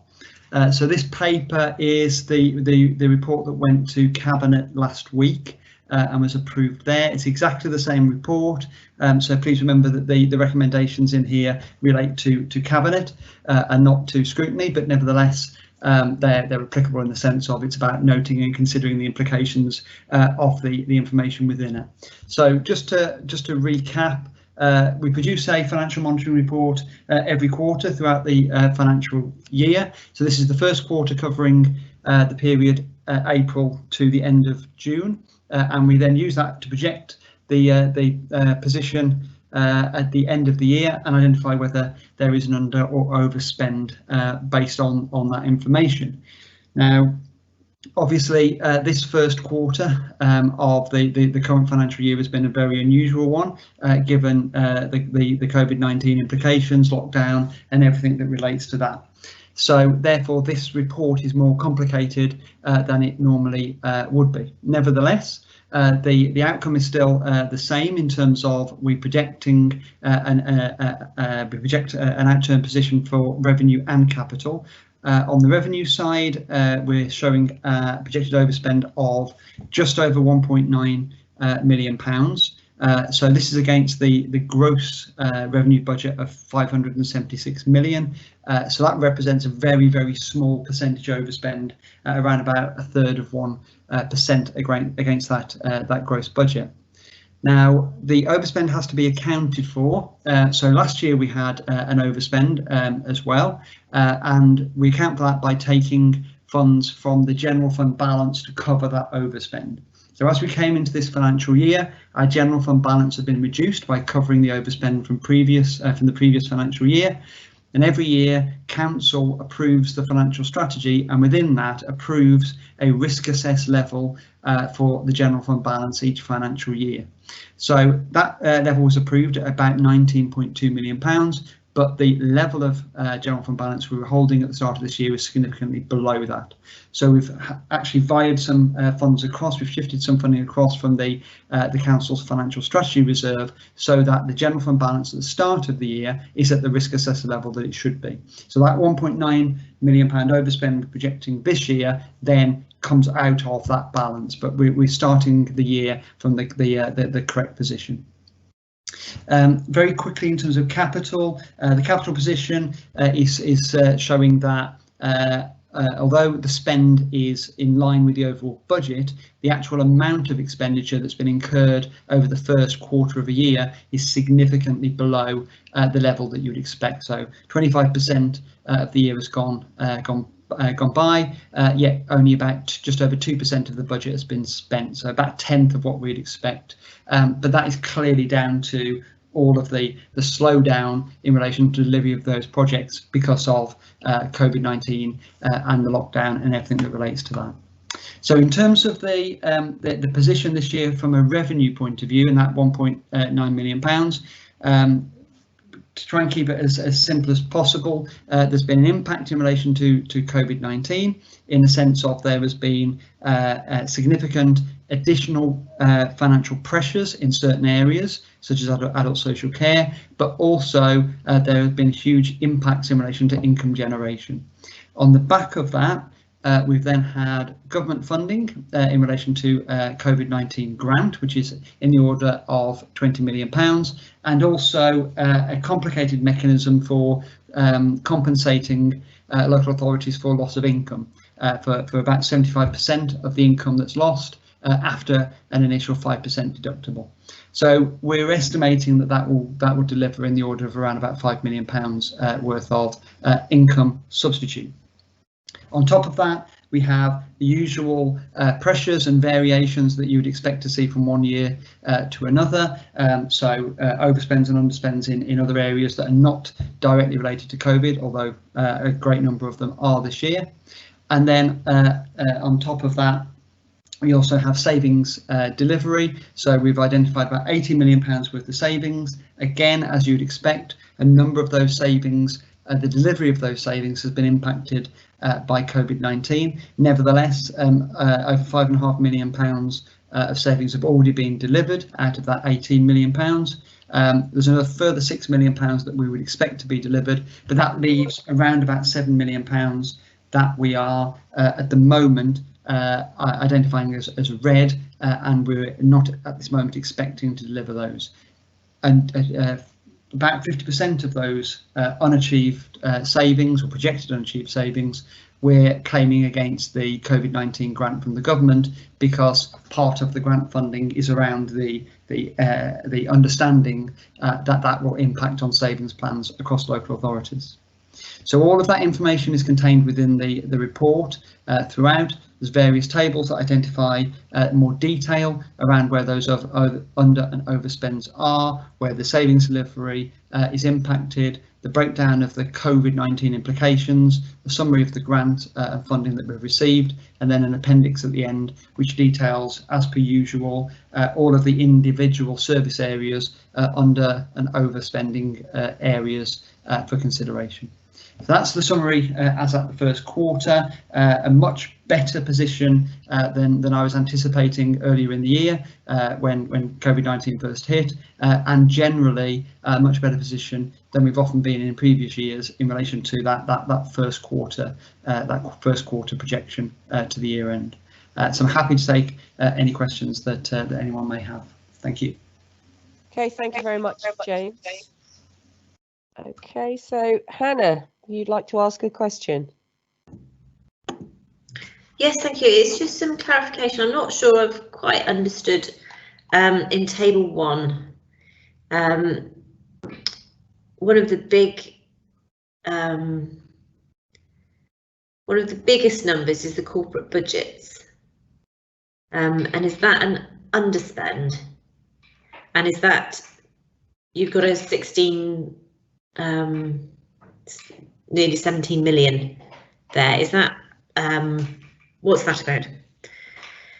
There you go, James. Yeah, so yeah, absolutely. What we're talking about there is a huge underspend in relation to the corporate budgets. This basically comes down to the way in which we are showing the expenditure and the income. So where we're applying the COVID-19 grant, we apply that to the corporate budgets. So that's showing therefore as a big underspending in that area. The reason we're doing that is because the grant is unring-fenced. So we apply it in on the corporate side, and then that means that in the individual service areas where we have overspends which are relating to services or service pressures or relating to COVID-19, that expenditure is being shown in the correct place. So we could apportion that grant across all of the income lines across all of the service areas, but that's just a big administrative task when the reality is it's a big chunk of COVID-19 grant that's unring-fenced and can be applied anywhere. So we just show it like that because we think it's the most transparent way of doing it, albeit actually, you know, when the question's asked, it does look quite confusing. So I apologise for that. Okay, thank you. Are you content now, Hannah? Yeah. Okay, thank you. Joyce, you've got a question. Joyce Barrow. Yes, please. I've got a few actually. So if I throw them all out together, would that be okay? 1.6, does the 20.350 million non-ring fence grant from MHCLG come close to covering the response to COVID-19 from the council?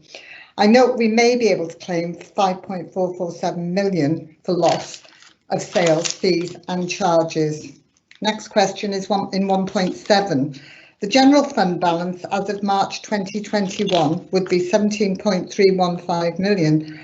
It'll be below the recommended level. What is the recommended level, and are we dangerously low? There's an increase, I see, in outstanding debt write-offs, 0.44 million. What are they? Forgive me if I've missed it in the report. I have read it, but I didn't actually see what that is. Is it council tax, rents? Nearly there. H16. Increase parking enforcement functions in line with parking strategy. I have concerns about that. I think it's very difficult not to make the public and people who drive cars cash cows. And my concern, I think, is driven by what I actually see when I'm out. In Oswestry, a couple of weeks ago, we had 2 parking wardens on a Tuesday night in a very, very quiet town wandering round. And I just wonder whether it's best use of money, more traffic enforcement. Tell me to stop if I'm saying too much. I've got quite a few questions. PO5, review of the of car parking at administrative sites. What does that mean? Are we going to start charging staff and councillors for parking on council property?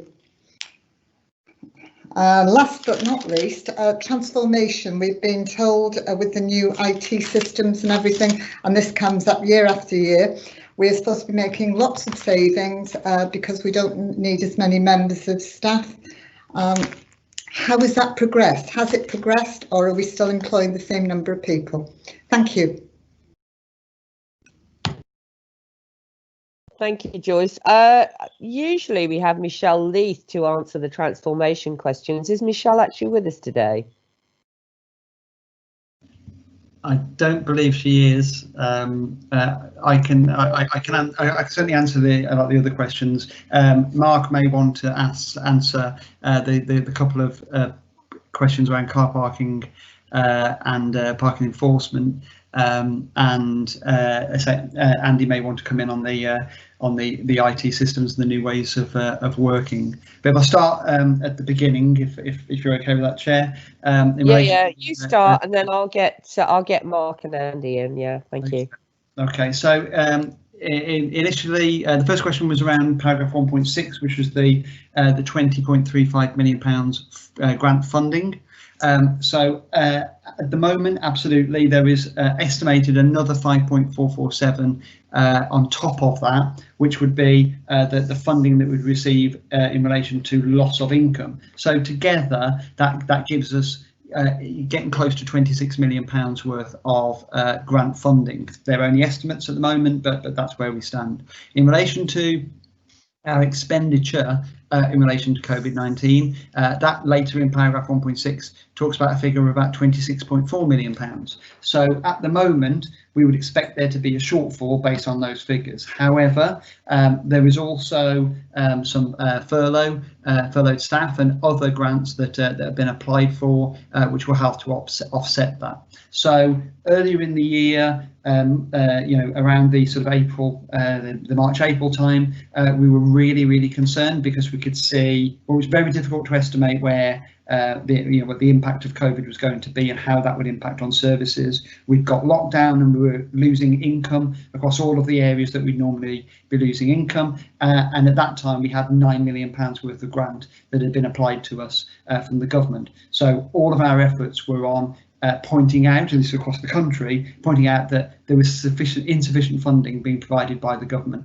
What the government have done, to be fair to them, is rather than looking at the projections going forward, they've looked at the expenditure that's gone through the books. And as time has gone on, as we've gone through the first sort of 4 months of the financial year, that 9 million was doubled to 18 million and has now increased to 20 million, and then on top of that there's the income guarantee. So it's keeping pace, and at this point in time, given our estimates and given what we've seen so far, we don't look like we're too far out in terms of the implications of COVID-19 and the funding that we've received. But that is something that we're going to have to keep under consideration. We don't know what the impact over the remainder of the financial year would be, or beyond. The next question was in relation to paragraph 1.7, and this is around the general fund balance. So this is, as I mentioned before, the level of general fund balance that was assessed and approved by council was £19.2 million. So that's the general fund balance that we should be sitting at, and by applying an element of the financial strategy reserve at the start of this year, as we came into this year, that general fund balance was at £19.2 million. So it was at the risk assessed level that we said it would be. So we're now applying the £1.9 million overspend projected for this year, and that takes us down to the 17.3, which we're showing in the report. So that's a normal situation to be in at this point in the year. We're pointing out what the overspend is, and we're showing how that overspend would be dealt with, which is not ideal, but nevertheless, that's where we are. So the next step is to try and bring that overspend down over the financial year. And obviously, if we can bring it back to somewhere close to balance, then that would bring us back to a risk assessed general fund balance around about the £19 million. But then again, we'll reassess that next February to look at the next financial year, so the figure may change again. So we're always continually playing catch up on that basis. In terms of the write-offs, it's all of the above. So there's a number of areas that we've had to write off cost and expenditure this year. So this goes right the way from sundry debts right the way through to other areas of the council. This is a normal practice, and we will write off as debts reach a certain age, or if we get to a position whereby the debt becomes irrecoverable based on the action that's been undertaken at that point in time. We are, of course, seeing higher levels of arrears. We're seeing lower levels of council tax collection, lower levels of business rate collection across the board, and so that is having an impact. That will have an impact, but that's not the same as writing off. That will come further down the line, because, for example, with the council tax, we had a deferral period. So 7,000 people deferred their council tax from April and May, and we started collecting in June. So that will have an impact over the remainder of the year, and we would then be expecting, the way these things usually work, that means that there'll be more collected next year because of the delays this year. We won't be writing that off until we've gone through every possibility to make sure we try and recover that funding. So that covers off the first areas. I don't know whether Mark is happy to pick up in relation to the parking enforcement and the car parking at admin sites. If not, I can. I'm happy to do that, Chair, if you'd like me to. Okay, Mark, if you'd like to answer those two questions. Okay, very quickly, in terms of enforcement, the brief very much to the enforcement team at the moment is to keep highways clear. It's not about kind of penalising people, it's about keeping loading bays clear, disabled bays, ensuring that cars aren't abandoned, you know, parked really badly, etc. So if there are exceptions to that and people feel like there's any, you know, we're being unduly harsh in areas, please let us know. I agree with Councillor Barrow. We certainly are not looking at car drivers as cash cows, and in the context of the COVID crisis and where we are in the economy, we're constantly looking at how we can get that balance right across the county in different areas. And the final bit, Chair, was in terms of that workplace charging item. Given that we've now accelerated our approach to agile and mobile working and our future plans for how we work as an operation, we recognise that that's not possible, not going to be achievable. So we're going to look to achieve that saving in a different way. Thank you. Okay, thank you, Mark. And I do concur with Councillor Barrow, because I was doing a good deed and dropping an elderly resident of mine off, and I got a ticket. I have to say, they must have been on their roller skates. They saw me and must have come flying down the road. And before I could get my elderly resident across the road, that was it. They'd got the ticket on the car, or they ticketed the car.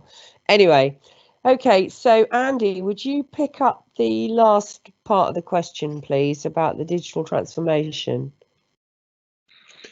So can you just go for the specifics for me again? I know it was on the IT and the new ways of working in terms of transformation, but Joyce, can you just repeat the...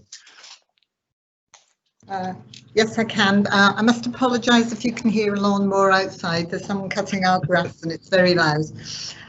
Yes, transformation. We were told years ago that going digital would save us a lot of money. The new IT system would mean fewer people having to work. Has this actually worked? Have we actually shed jobs and saved money, or are we still at the same numbers we were at before? Thank you. I think it would be fair to say, in terms of what's happened during the past 6 months, actually, that the investment in the IT infrastructure, in those new systems and new ways of working, has really paid huge dividends in terms of being able to keep services going during the crisis. And what we're seeing now is kind of some of the legacy impacts of COVID and the more permanent effects on the way the whole world works. I think that investment in IT and our infrastructure has served us extremely well, has put us on the front foot, and now we're starting to make those kind of decisions informed by the new context in which we find ourselves, but making those vital decisions about how the council is going to operate going forward. So I think all this starts to become evident in the current financial position, and actually in the subsequent financial years that we're looking at the moment with James. So I think all that blends into new ways of working. I know you're talking there about are the direct reduction in headcount in that sense, but I think that the context overtakes this now, and this really just shapes our new way of working, Joy. So can I take that as we will be streamlining? I think I can take that as we're looking at the way we're working now in the future, and I think in terms of our estates, in terms of our use of buildings, we're certainly going to rationalise those and certainly going to look at how we best use those resources. Yeah, so, and can I just say, Andy, we used to have Michelle Leith as a standing item on the agenda. Obviously, you know, since COVID, things have sort of, you know, things have been different. But I think it would be a good idea to have have an agenda item on the next agenda, or at least an update. It only needs to be brief, but I think we do need an update for the next meeting. Okay, so if I can leave that with you. That's fine, Chair, and I'll make sure Michelle presents that, because she's got she holds the detail. That's fine. Yeah, that's good. Okay, then. So we've got. Thank you. Roger next. Roger, would you like to ask your questions? Thank you, Chair. Thank you, Chairman. I note in James's introduction about 1.9 million, and he quoting the gross budget. I'd refer everybody to 4.3, when it shows the projected variations analysed by service area, and it shows the net budget, because the gross budget includes schools and lots of things where the council has no say on, and it passports the funds straight through to the appropriate people and the organisations. So if we look at the net budget, which is 225, 227, it's a £1.9 million overspend on that, rather than the £500 million that was spoken about. As far as I'm concerned, and what we should be scrutinising is that 225 million there and how that is being spent and saved. But I do note that the safeguarding is £8 million overspent, and I do refer to the question I asked right at the start with the minutes, and what is happening there. Is £8 million a realistic amount that we're going to overspend, given COVID and the problems that may be coming over the hill as far as safeguarding for children? I see the Pride Hill Centre is also on page 27 on mine. It shows that the Pride Hill Centre is £1.17 million down on predictions on what it's going to get. Whether that's covered by the COVID or not, I don't know.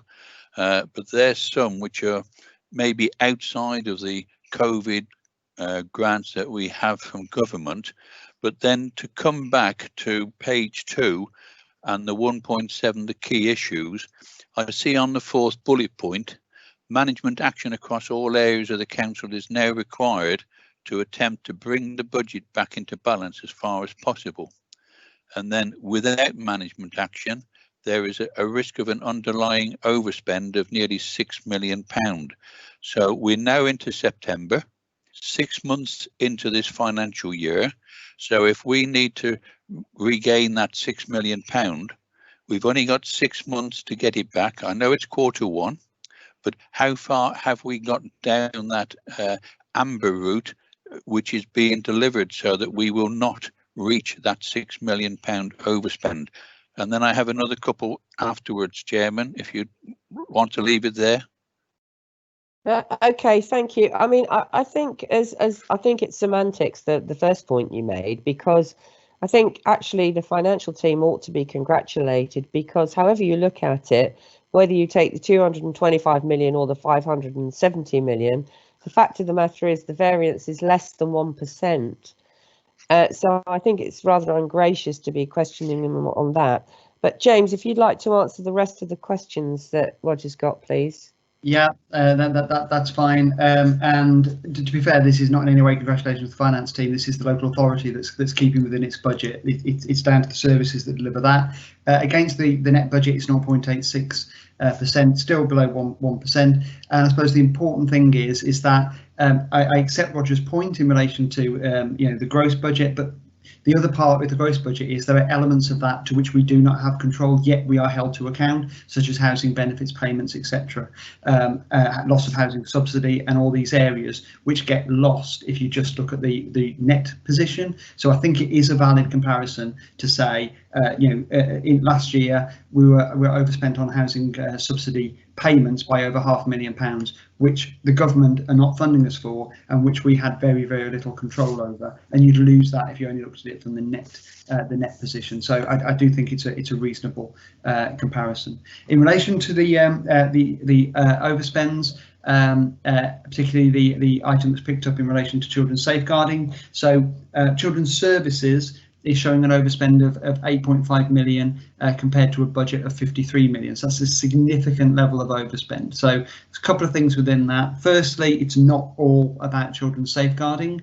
There's a number of elements in relation to homeschool transport, in relation to agency costs around social workers. It's not around particularly the cost of child placements or children's safeguarding, although that does make up an element of those costs.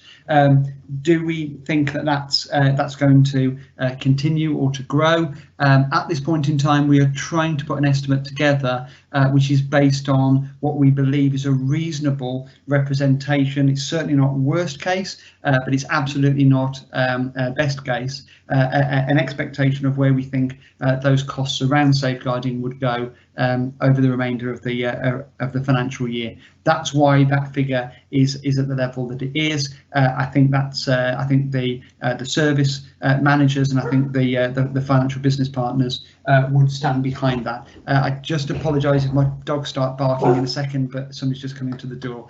I'll do my best to keep them quiet.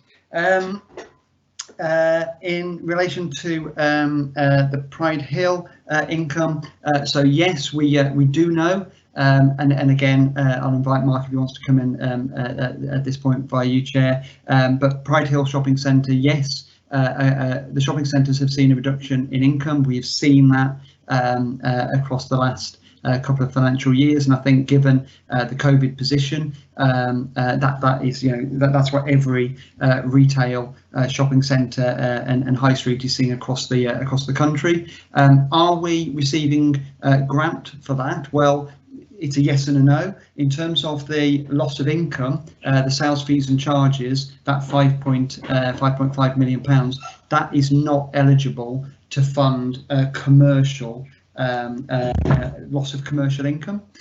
So on that sense, that would not be applicable in that area. So we haven't used those budgets to identify what we think that income figure would be. That said, the 20.35 of unring-fenced COVID-19 grant is exactly that. It's not ring-fenced. So in terms of that overall position for the council, we've taken all of those implications, expenditure, loss of income, loss of commercial income, etc., all into account, and then we've applied again through the corporate budgets, as I mentioned earlier, that unring-fenced C19 grant, and the overall outcome at the end of that is an overspend of £1.9 million, and that links back to Councillor Evans' previous final point, sorry, in relation to the management action around the amber savings. What we're talking about here is we've categorised all of our £18.7 million worth of savings red, amber, green. So 5.6 is green. That means that's been delivered. Those savings have been delivered this year. We've identified £5.9 million, which we've identified as amber, and the majority of those are within the adult services area. So what we're saying is we believe we're actively progressing the delivery of those savings across the council. Have they been delivered? Are they across the line? Are we able to tick them off effectively within the finance department to say we can see that those have actually been delivered? No, we can't, not yet. But that doesn't mean to say that they won't be delivered, because, as I say, we're actively managing those. However, because they're not across they're not over the line, we try and keep things as transparent as we possibly can. So we're saying that 5.9 million hasn't been delivered, and until it has, there's a risk that it might not be delivered.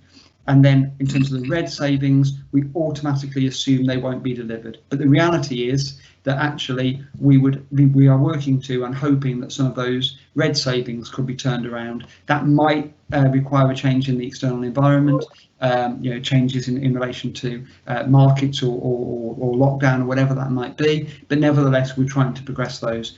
If we can progress, and we'd expect to progress and deliver those amber savings, if we can progress some of the red ones, then actually we'd be very close to a balanced budget very quickly. So I think that answers all the questions, but I've got a couple more if I can. Go on then, ask away. Okay, thank you, Jim. There was a budget in February which went through the council. Are there any additional savings that are being identified over and above that already in the papers that I and other members have seen, that have been identified by officers as savings that can go towards any potential overspend or anything like that? Can they be sent around and identified? The Council will have returned in August a financial return to government showing the present state of affairs. Can a copy of that be circulated? And then finally, I'm hearing rumours that all furloughing money deducted and obtained by councils are likely to be deducted from the final settlement. Can James comment on that, please? There you go, James, last two. Okay. Yeah, right. Okay, so in terms of the questions in the order they were asked, in terms of the savings delivery and the one-off savings and the implications of those, have we identified those? Well, in table 4 on the paper, what we do is we try and just give a summary of the overall position. So in that table 4, which is on page 23, 24 and 25, it's quite a long table, what we show there is the Q1 projection, which is the 1.925 million pounds overspend, but then we show within it the savings pressures that we've identified. So that'll be the red savings. We identify the ongoing monitoring pressures that we've identified. We then identify ongoing monitoring savings. Now at the moment that column shows a 0, so that might be the answer to the question that Roger's asking in terms of ongoing base budget permanent reductions in expenditure or generation of income. None of that has yet been identified as at the first quarter of this financial year. Nevertheless, that column usually grows as we work through the year. We then have one-off monitoring pressures and one-off monitoring savings. So where we have short-term one-off savings, we will identify those within the service areas that we find, and we will identify those. That figure is quite distorted this year, simply because of the COVID-19 grant and the income generation grant within those figures. So there's very significant figures within that which kind of are distorting the overall position. But nevertheless, that's where we are in relation to that.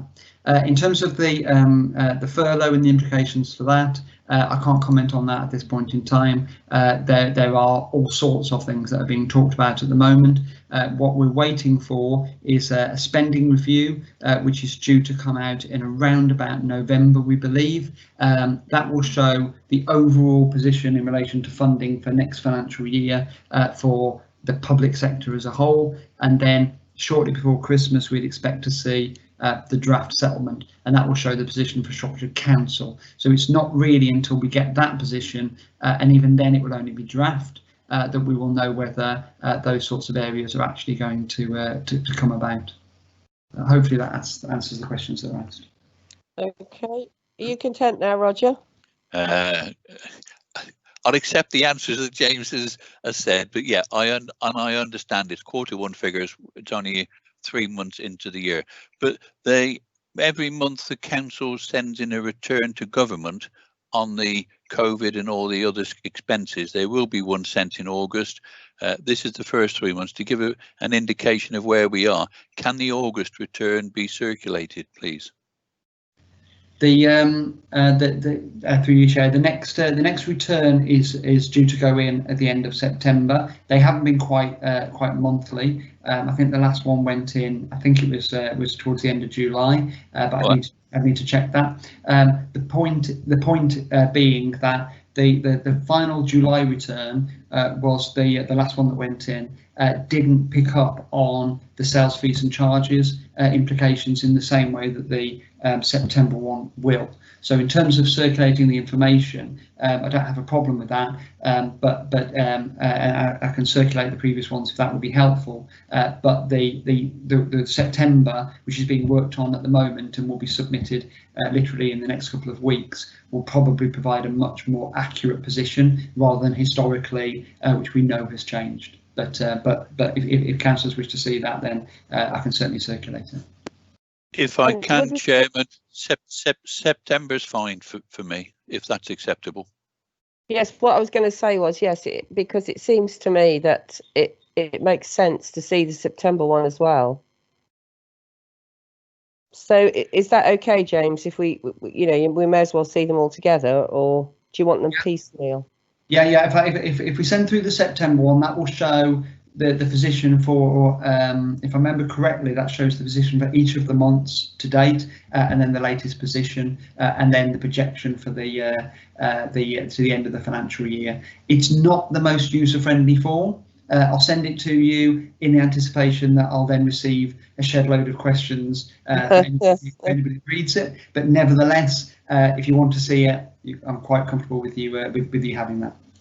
And as I sort of said earlier, really, I mean, I think the finance team have obviously been involved in to coin James's expression, shed loads of extra work, and fair dues to them, because it has been quite tough. I appreciate everyone's done a lot more, but trying to get all the finances sorted is quite a task. Okay, so I've got to note this report, or we all have to note this report. Does anybody object to noting this report? No? Okay, so we'll note the report. Thank you very much indeed, James. And we will move on to the next item, which is the Q1 performance report. The officer for this item is the Intelligence and Insight Manager, Tom Dodds. So if he could introduce himself and the report, please. Thank you.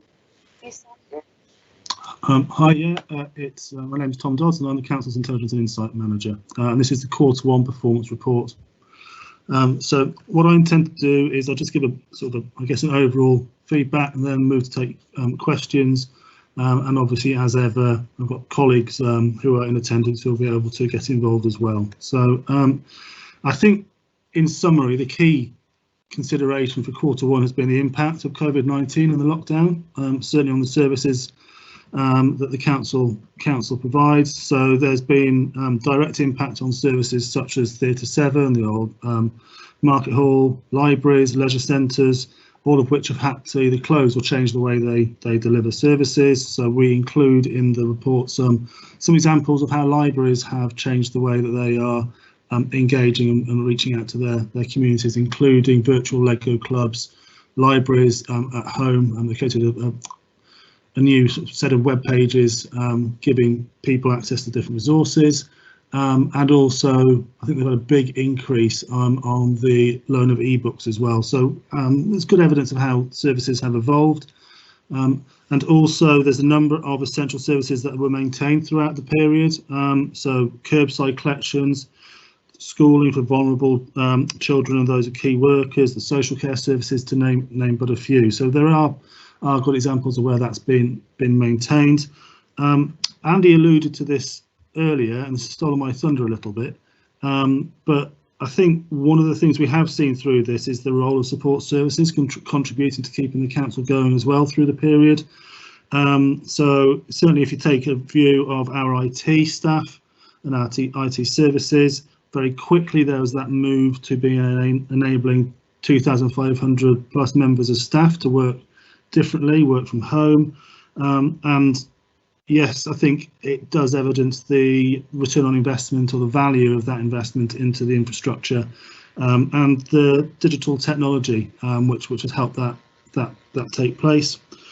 I think as well, bearing in mind the impact of COVID-19, there's a value of this committee and all of the other Review and Scrutiny committees maintaining a view of the medium and longer term impacts of the virus and the lockdown, whether that's changes in demand for services or how services are provided, changes in the way that the council is going to move forward to provide services, and also changes maybe in the way that the council's role will evolve as it goes forward. So a couple of good examples will be on the task forces which are in place around the economy and on sort of social side of things as well. So plenty there to be looking at. And I think the other point to highlight is that, I guess, tracking alongside the way the council's changing and alongside some of the different focuses, we will be looking at measures over the coming months and quarters, which maybe look more directly towards some of the direction the council's travelling in. So don't be, I guess we would expect to see some measures emerging around digital working as well. So that's really just a quick introduction to the paper, and then we can take questions. Okay, thank you very much, Tom. Have we got anybody who'd like to ask some questions?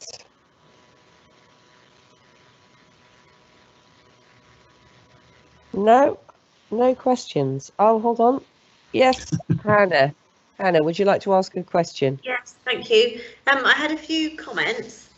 There's some stuff on the portal when you go and look into it that doesn't seem very up to date. For example, the number of affordable homes built in communities of less than 3,000 people has got one figure in it, which was 74 in March 2019, which doesn't seem sort of very useful. The latest figures for the number of apprentices to start in a good place to do business is the up to date to March 2018. And perhaps the one that's most worrying is the number of people with a suitable home. So the number of people on the housing waiting list, those numbers just aren't there at all. So there's some data that's sort of quite important, I think, that's missing on this. And the other comment I had just on the sort of the fabric of the portal was that there used to be many more of these data sets that had some indication as to whether it was good or bad, or what the target should be, or even whether it was going up or down, whereas now an awful lot of them, if you're trying to get a quick view just by looking at the snapshot figures, they're just sort of the blue-green monitoring thing, and you've no idea. You know, it says, you know, for example, the prevalence of overweight children 23.1. Well, what does that mean? You know, there are no units. You don't know whether it's gone up, gone down, or whether we're aiming for you know, what we're aiming for. So I had those comments on those, and then in terms of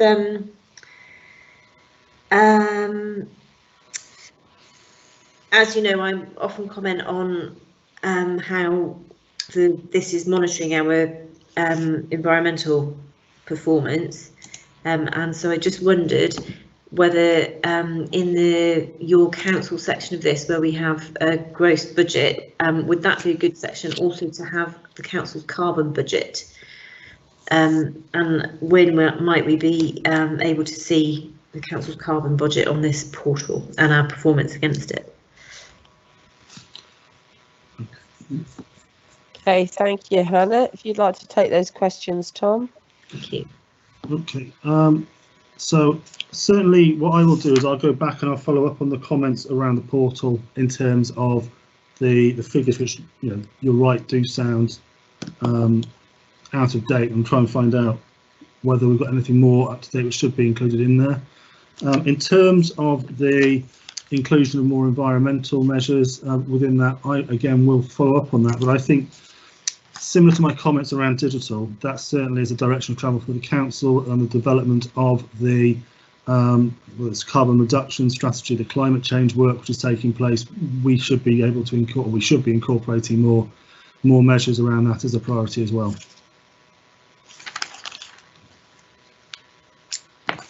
Okay, thank you.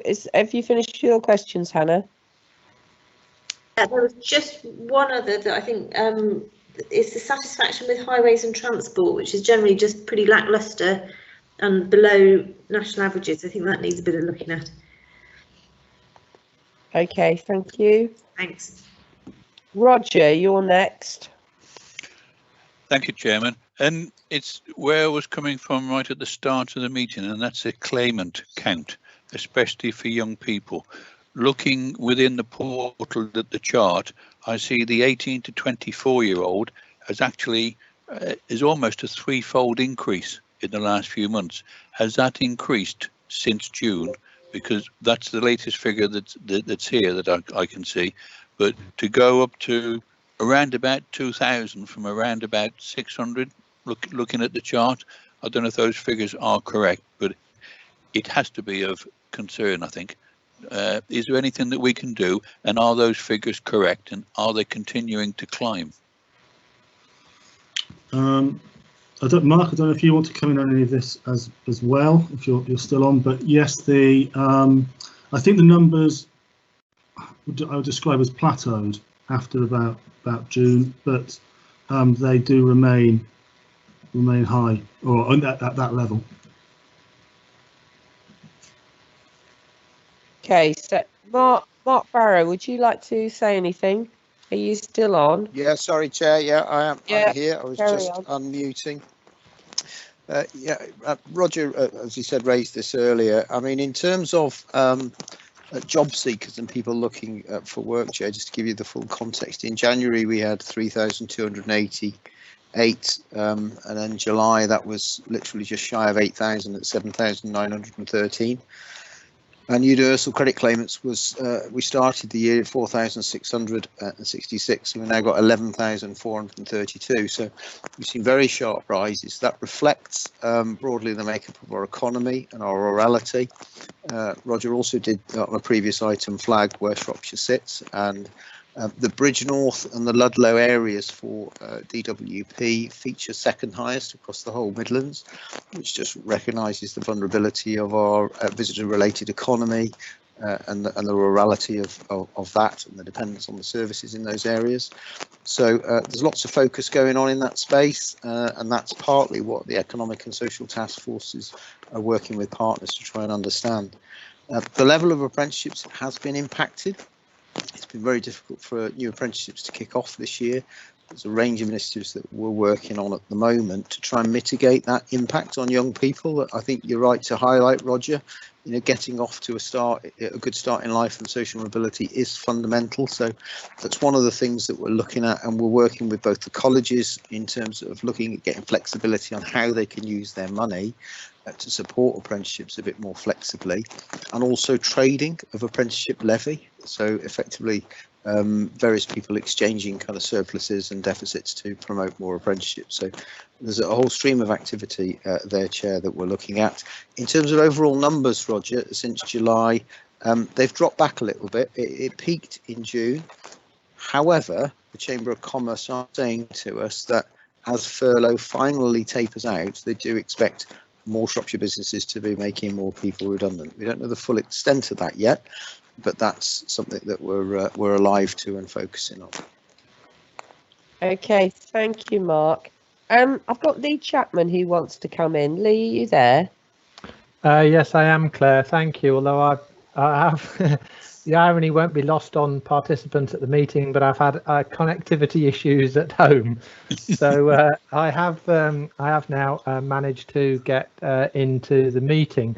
Thank you to Mark for picking up some of those issues that around job count, unemployment figures and etc., which, as he points out, have very much been the topic and some of the work around the social task force, the COVID-19 social task force, which I chair. But I wanted to come in on some of the issues that Hannah raised around the portal. Hannah's quite right that we do need to, and there are certainly areas that need tightening up on that performance portal. But I think that the aspirations, and from my perspective, where I think we need to move, and we are now recruiting to a specific post looking at data across the local authority from a holistic point of view. What I want us to see us doing is moving away from us having to aggregate information and bring it together and manually present it through a portal, to us moving increasingly to the dashboard approach, using some of the technology that's been available to us now as a result of our investment. So some of you will have heard of Power BI and some of our opportunities through dashboards. What I want to see us doing is increasingly joining up data across the local authority and bringing that through so that it's visible and so that it's continually updated, so that we're not reliant on a particular organisation releasing figures at a particular time, or the figures only coming out annually or quarterly in arrears. But we need to concentrate much more on those figures that actually make a difference to people's lives, and also those figures that allow us to demonstrate just the areas that the local authority is working on, and those areas where we're having the best effect.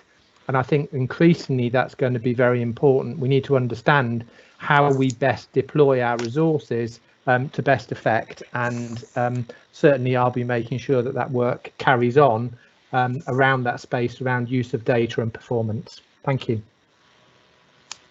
Thank you very much for that, Lee. So do we have any more questions? No. Well, we have to note this report That's all we can do. So I suggest we note the report, say thank you very much for Tom. You've got some homework. So if you could update the members once you've sorted those things out on the portal and get back to us, that would be good. Thank you. So we're going to move on to item number 9, which is the future work programme. I can hand over to Daniel for a minute. Do you want to introduce yourself and present this item? Thank you, Chair. I'm Daniel Webb. I am an overview and scrutiny officer here at Shropshire Council. You have within your committee papers a draft work programme for the committee for the year ahead, or rather actually leading to January 2020. As you'll recall from previous meetings, we've now fully reopened our scrutiny functions. So we have all 5 of our committee meeting regularly, and the joint health scrutiny ticking along quite nicely as well. So the upshot of that, as forewarned at the previous meeting, was that all these jolly interesting topics which you've been looking at in recent months have returned to their thematic committees. So so things are looking a little bare for the months ahead at the moment. Obviously, you have your regular work that you look at, such as the financial reporting and the performance reporting. In previous meetings with yourself and with Councillor Barrowchair, you have suggested an item which I placed on the draft programme of looking at planning enforcement and building control. So perhaps that's an item that the committee wants to sort of discuss in a little bit more detail, to give a bit more direction to that, if you want to look at it.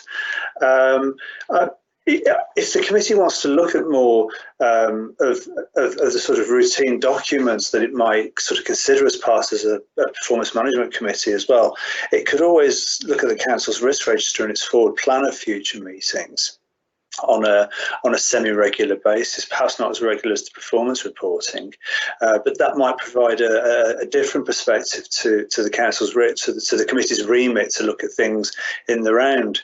But anyway, that's where we are at the moment. I'll leave it with yourselves to make any suggestions for additions, amends, or what have you. Thank you. Thank you. So we did mention about having a digital transformation update regularly, because we did have those and then they stopped. So I certainly think that ought to be a standalone item on the future agendas. I've got Hannah wants to make a suggestion as well. Hannah, where are you? Hi, yes, thanks, Chair. Should we, in light of some of the comments and discussions today, make sure that somewhere the very immediate situation of joblessness is looked at, and what Shropshire Council and their partners and other agencies are doing to really try and help people back into employment or create employment, or those sorts of things? Yes, I mean, I think that's a good idea, Hannah. I mean, the other thing, and I don't want to interfere with all the good work Peggy does, but I am interested in the increase in the children's budget, and if there has been an increase in children now being referred as they go back to school, is that something that we could pick up on quite quickly? I don't know, and I don't know Peggy's thoughts either. I don't know if you want to say something, Peggy. Chair, if I may. Who spoke then? Go on, Daniel or Peggy. Sorry, if I might, Chair, actually, I can answer this. Actually, I'm happy to report that the People Overview Committee will be looking at precisely this issue at its meeting on the 30th of September. So that's in 2 weeks' time. So I think that's probably about as rapid as a response as you can get to this. Okay. Okay. What about Hannah's point about the unemployment of, because I am concerned about the young people, because I think when the furlough money stops, I think, the numbers are going to escalate. Is that something that's covered or not? No, not in that report. No. So I mean, we can certainly get something for you in respect to what we can do about that within the council. Okay, because I think that's something that we should look at. I don't know quite where it fits. Presumably it fits into one of Mark's teams somewhere. It does, Chair. Yes. Yeah. Okay. I've got Roger and Cecilia on here as well too. So Roger, did you want to suggest something? Yes, please. I noticed that the I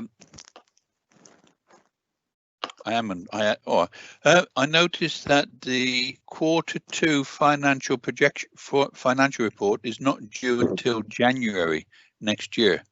That's a little late.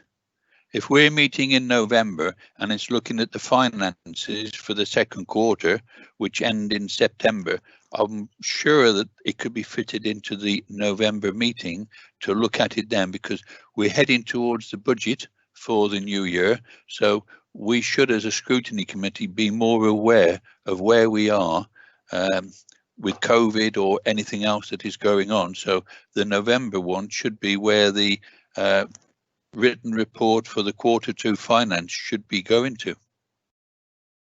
Is James still around? Can James answer that one? Will it be ready for us? Or oh, hold on, Daniel wants to respond. Do you want to respond to Roger, Daniel? I was going to say, there's actually, I've not sort of double checked actually whether or not it could well be ready for November. So James, if James can answer that, if it can be, there's no reason why it can't be presented. Well, James, could you answer that question? I can answer that question. I'm just trying to get at the forward plan. The only issue will be when it's due to go to cabinet. So I'm just seeing when it is on the forward plan. And Chairman. Yeah. Yes, Roger. We are a scrutiny committee, and I did refer to it later on. Under the Constitution, any report that is finished and not still in preparedness, the scrutiny committee can call for that report. So whether it's gone to cabinet then or not, I don't think really matters. It's the scrutiny committee wish to see the financial report, and it's not still in preparation. If a report is in preparation, it's in preparation and we can't see it. But if that report is finished, the scrutiny committee should be entitled under the Constitution to actually see it, whether it's gone to cabinet or not. And I'd have thought in November, when it's looking at Q2, finish the end of September, and we're in the middle of November then I would have thought there's going to be something, it should be finished by then. Sorry to interrupt, but I do feel strongly that we should not kowtow behind the cabinet. We are a scrutiny, and we act on behalf of the council and all the residents. Okay, so let James respond. Okay, I'll defer to our legal colleagues in terms of what the Constitution allows or doesn't allow. From a practical point of view, my understanding has always been that there is a reduced benefit in scrutiny looking at a report that Cabinet haven't even approved at that point in time. So whether the Constitution allows it or not, from a practical point of view, Cabinet would normally approve a report, and then scrutiny can scrutinise that decision effectively and consider whether there's any issues. Clearly, if scrutiny look at it first, then Cabinet could consider what scrutiny have said and make a different decision, which would kind of potentially undermine the basis of scrutiny looking at it. At the moment, I've got an old version of the forward plan. I would imagine that we're looking at that report going to Cabinet towards the end of November or early December. So it would then obviously follow from that, depending on decisions around what I've just said. But I'll confirm that date for definite and circulate that around to the committee members. Okay, thank you very much. Okay, Cecilia. Thank you, Chair. This is just a very quick one. I hate to keep going on about it, and it's quite possible that Joyce has already covered this quite recently in her committee, but I'm afraid we simply have got to keep a very hard handle on what's going on in highways. I'm not satisfied yet with highways performance. I appreciate the fact that during the COVID-19 outbreak that they did actually have the opportunity to get on with a lot more work. There's an awful lot of work still needing to be done, and I just wonder what Joyce thinks about that. I would quite like highways to be brought up before this committee in the future work programme. Okay, thank you. Joyce, have you got anything you'd like to say? Yes, I'm happy for it to come to performance management scrutiny, but it is we are looking at it again in our work programme and having regular updates because we realise this is somewhere we have been failing quite badly. I do believe that we have turned a corner and it is starting, only just starting. I'll use the phrase green shoots. We're seeing green shoots and I think it is improving, but we have to keep on top of it. But sure, if you want it to come to performance management at some point, I'm very happy for it to do so.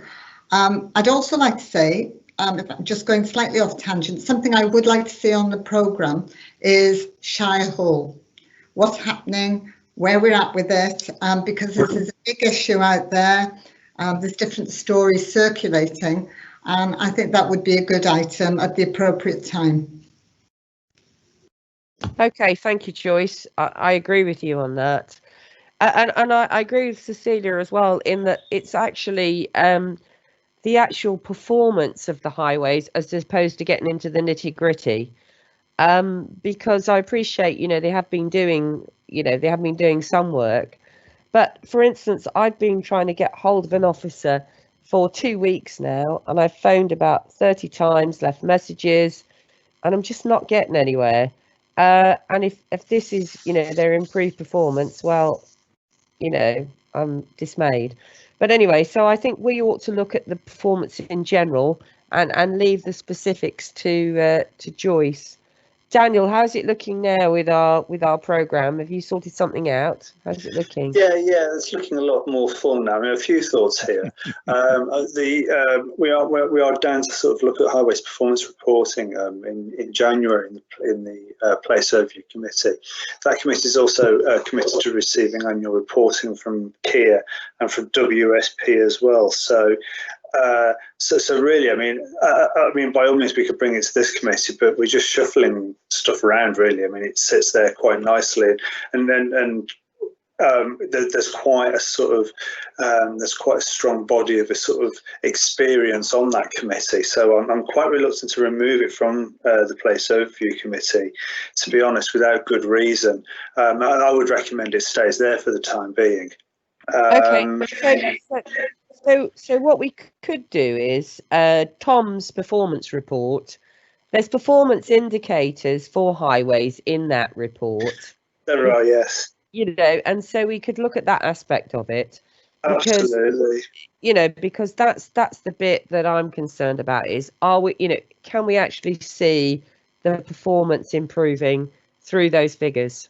Okay. Yeah. Second thoughts for me. Could I just? Sorry to be a Cecilia, could I just quickly come in? I'm in no way trying to suggest that it's taken away from Joyce's committee at all, because I know that she's doing regular, fairly detailed looks at it. But it does seem to me that we need to track the performance of highways over the last year, for example, which I do think would be a perfectly relevant thing for this committee to take on. So I'm not suggesting we're doing a snapshot at all, but I am suggesting that we are actually looking at the cumulative performance of the highways function, because I do think it has been lacking, and I think it's something that we really need to concentrate on and keep concentrating on. That makes sense.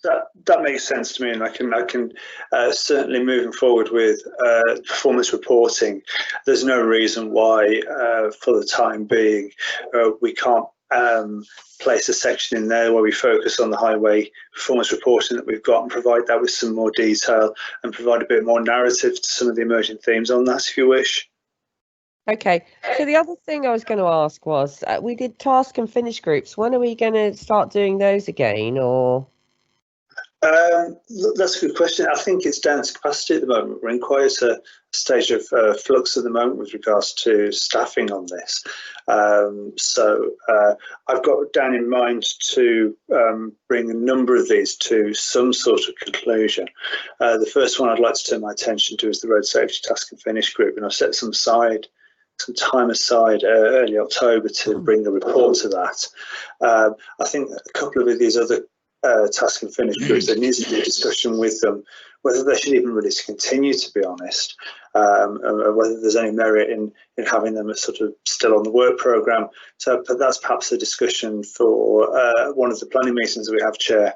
Okay. If I might say as well, if Roger's concerned around deadlines for bringing Q2 performance reporting, Q2 finance reporting to the committee, January being too late, there's no reason why we can't reschedule that meeting till early January, or even late December if you wish to, in order to incorporate that. Okay, so it's certainly something we can look at. Yeah. So Roger wants to ask about the task and finish groups, and then I think we'll wrap this up because there's a couple of other things I want to deal with. Okay, thank you, Claire. Task and finish groups, there is one about Brexit. It hasn't met for some time, and I don't know where we'll be, but I think it does maybe need some councillors to see where we're going and what the council's position is and how we can do and deal with whatever is happening. As far as the finance goes, the budget will be out for consultation in December to the general public, to the residents, for them to see it. And this scrutiny committee won't even have seen the Q2 report. I want it, and as a councillor and as a member, I want to see it in November before it starts to go to cabinet and the new budget. With COVID and everything that's happening this year, and the flooding right at the start of it, the end of last year, we do need to look at Q2 to see where we are, to get an indication of how we're going to look at the budget for next year.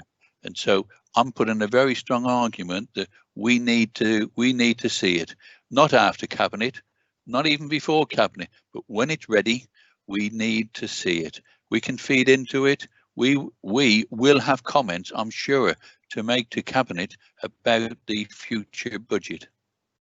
Okay, so what we'll do is I'll ask James and Daniel to discuss the dates and times for that, Roger. So have we got Graham White still on? Are you still on, Graham? Yeah, Chairman, I'm still here. Well done. Right, okay, so at the beginning of the meeting, Roger made some comments about the minutes.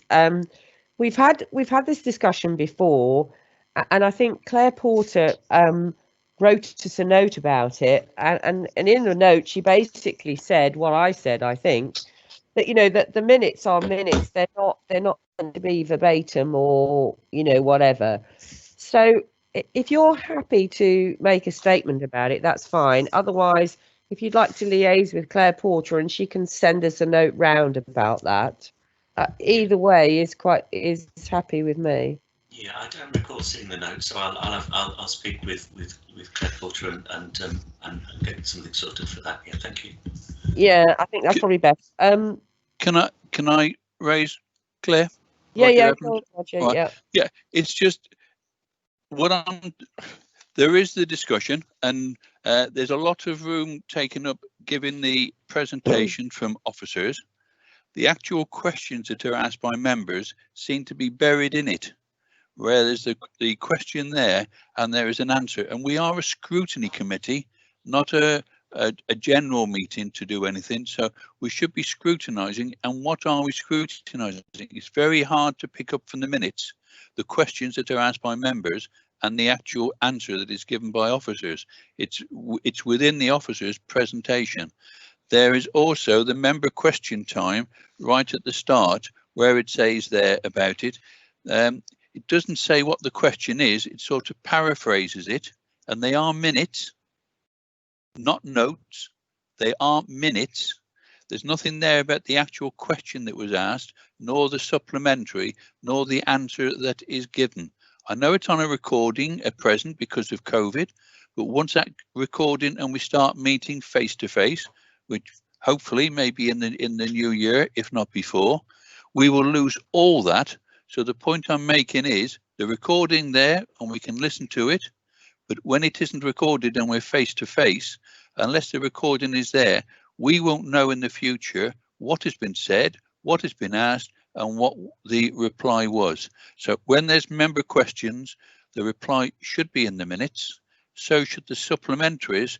And during the debate, and if one looks at the first one, which look at there, which is the one in June, the schools, there was a number of slides that were presented, questions that were asked. Members will have access to it. It's a public meeting. Have the public got access to all those slides that were presented, and how will they be aware of what the scrutiny committee is doing? And will members next year after the elections be aware of what was discussed at previous scrutiny meetings without spending a lot of time going back into the archives? If it's in the minutes, it should be there. Okay, so that's a discussion for Graham to have with Claire Porter.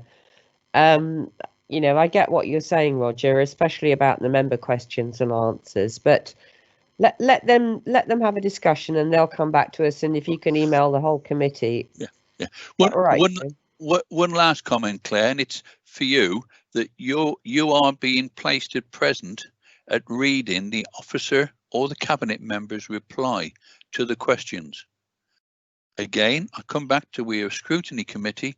Whoever is doing the answer should be there to give the answer and then to receive the supplementary. It shouldn't be you as chairman being placed in a position, and at one meeting you said that you only had the answer 2 minutes before the meeting started. The person doing that report should be present. Okay, so that's another question for Graham to ask Claire Porter. Okay then, so is everyone happy now with the work programme? Yep, everyone content with the work programme. Daniel's going to do some work with James, and Graham's going to do some work with Claire Porter. So is there any other business, anything else that anybody wants to raise? No? Okay, well, thank you all very much for attending today. Sorry it's been quite a long meeting, but I think it's been worthwhile.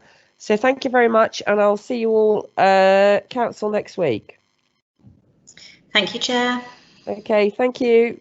Thank you. Bye.